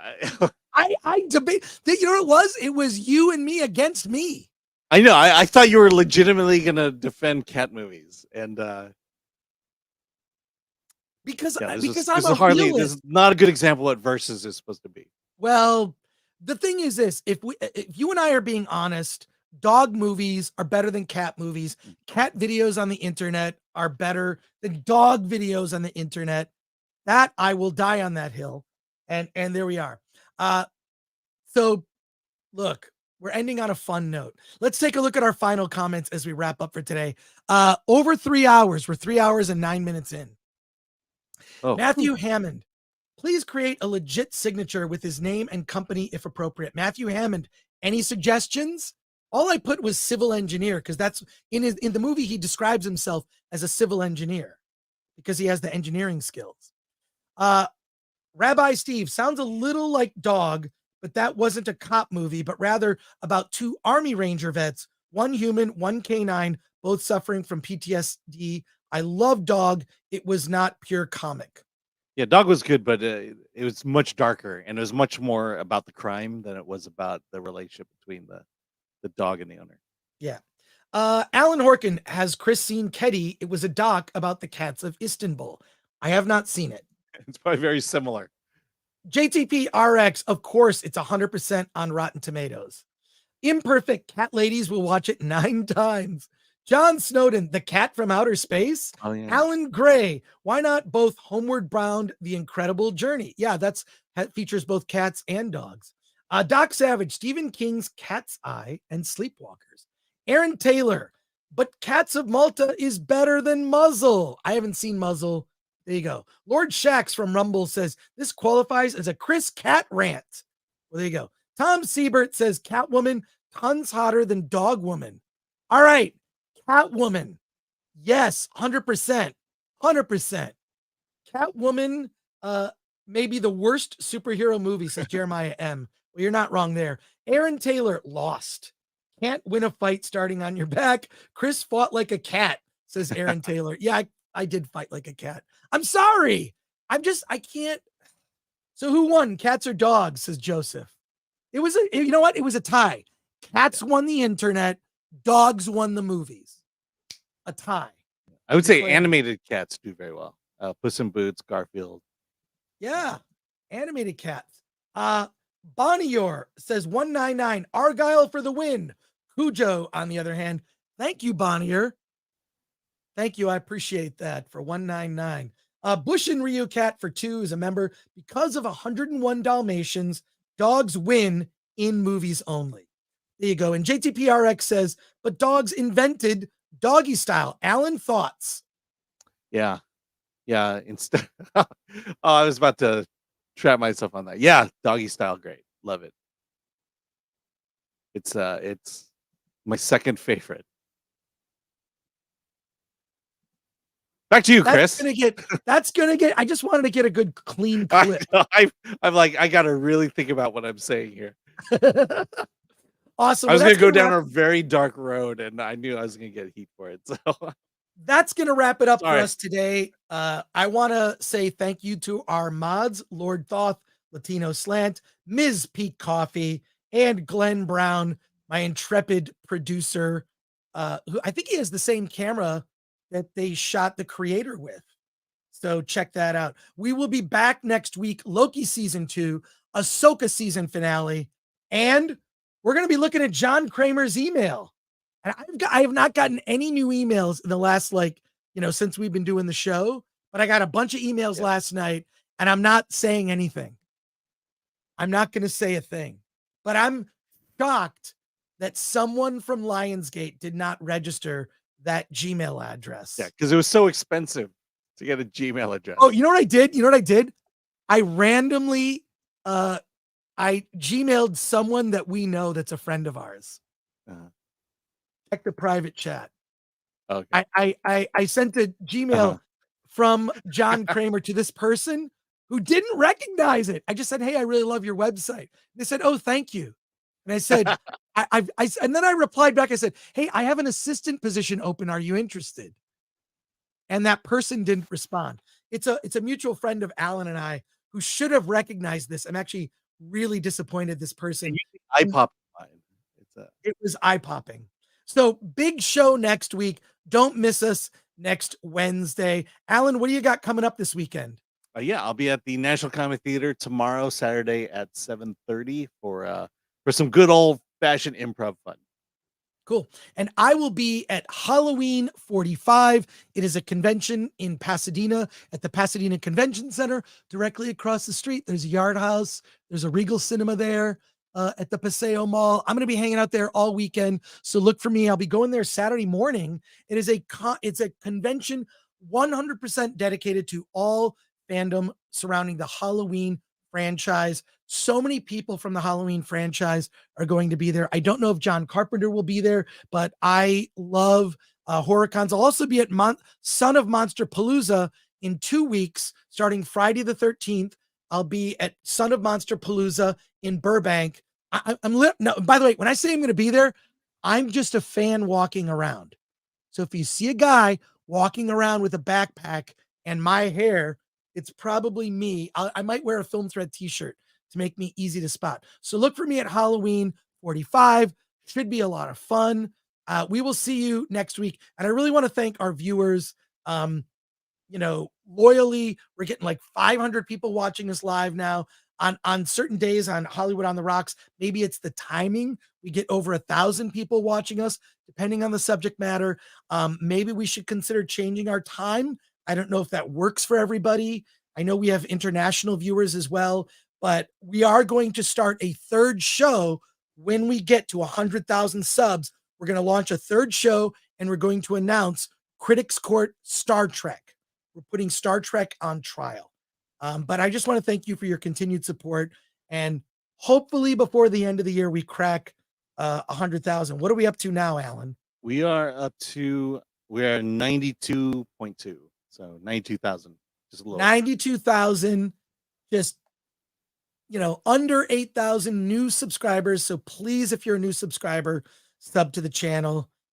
And Alan, what do you got to say for yourself? Let's get out of here.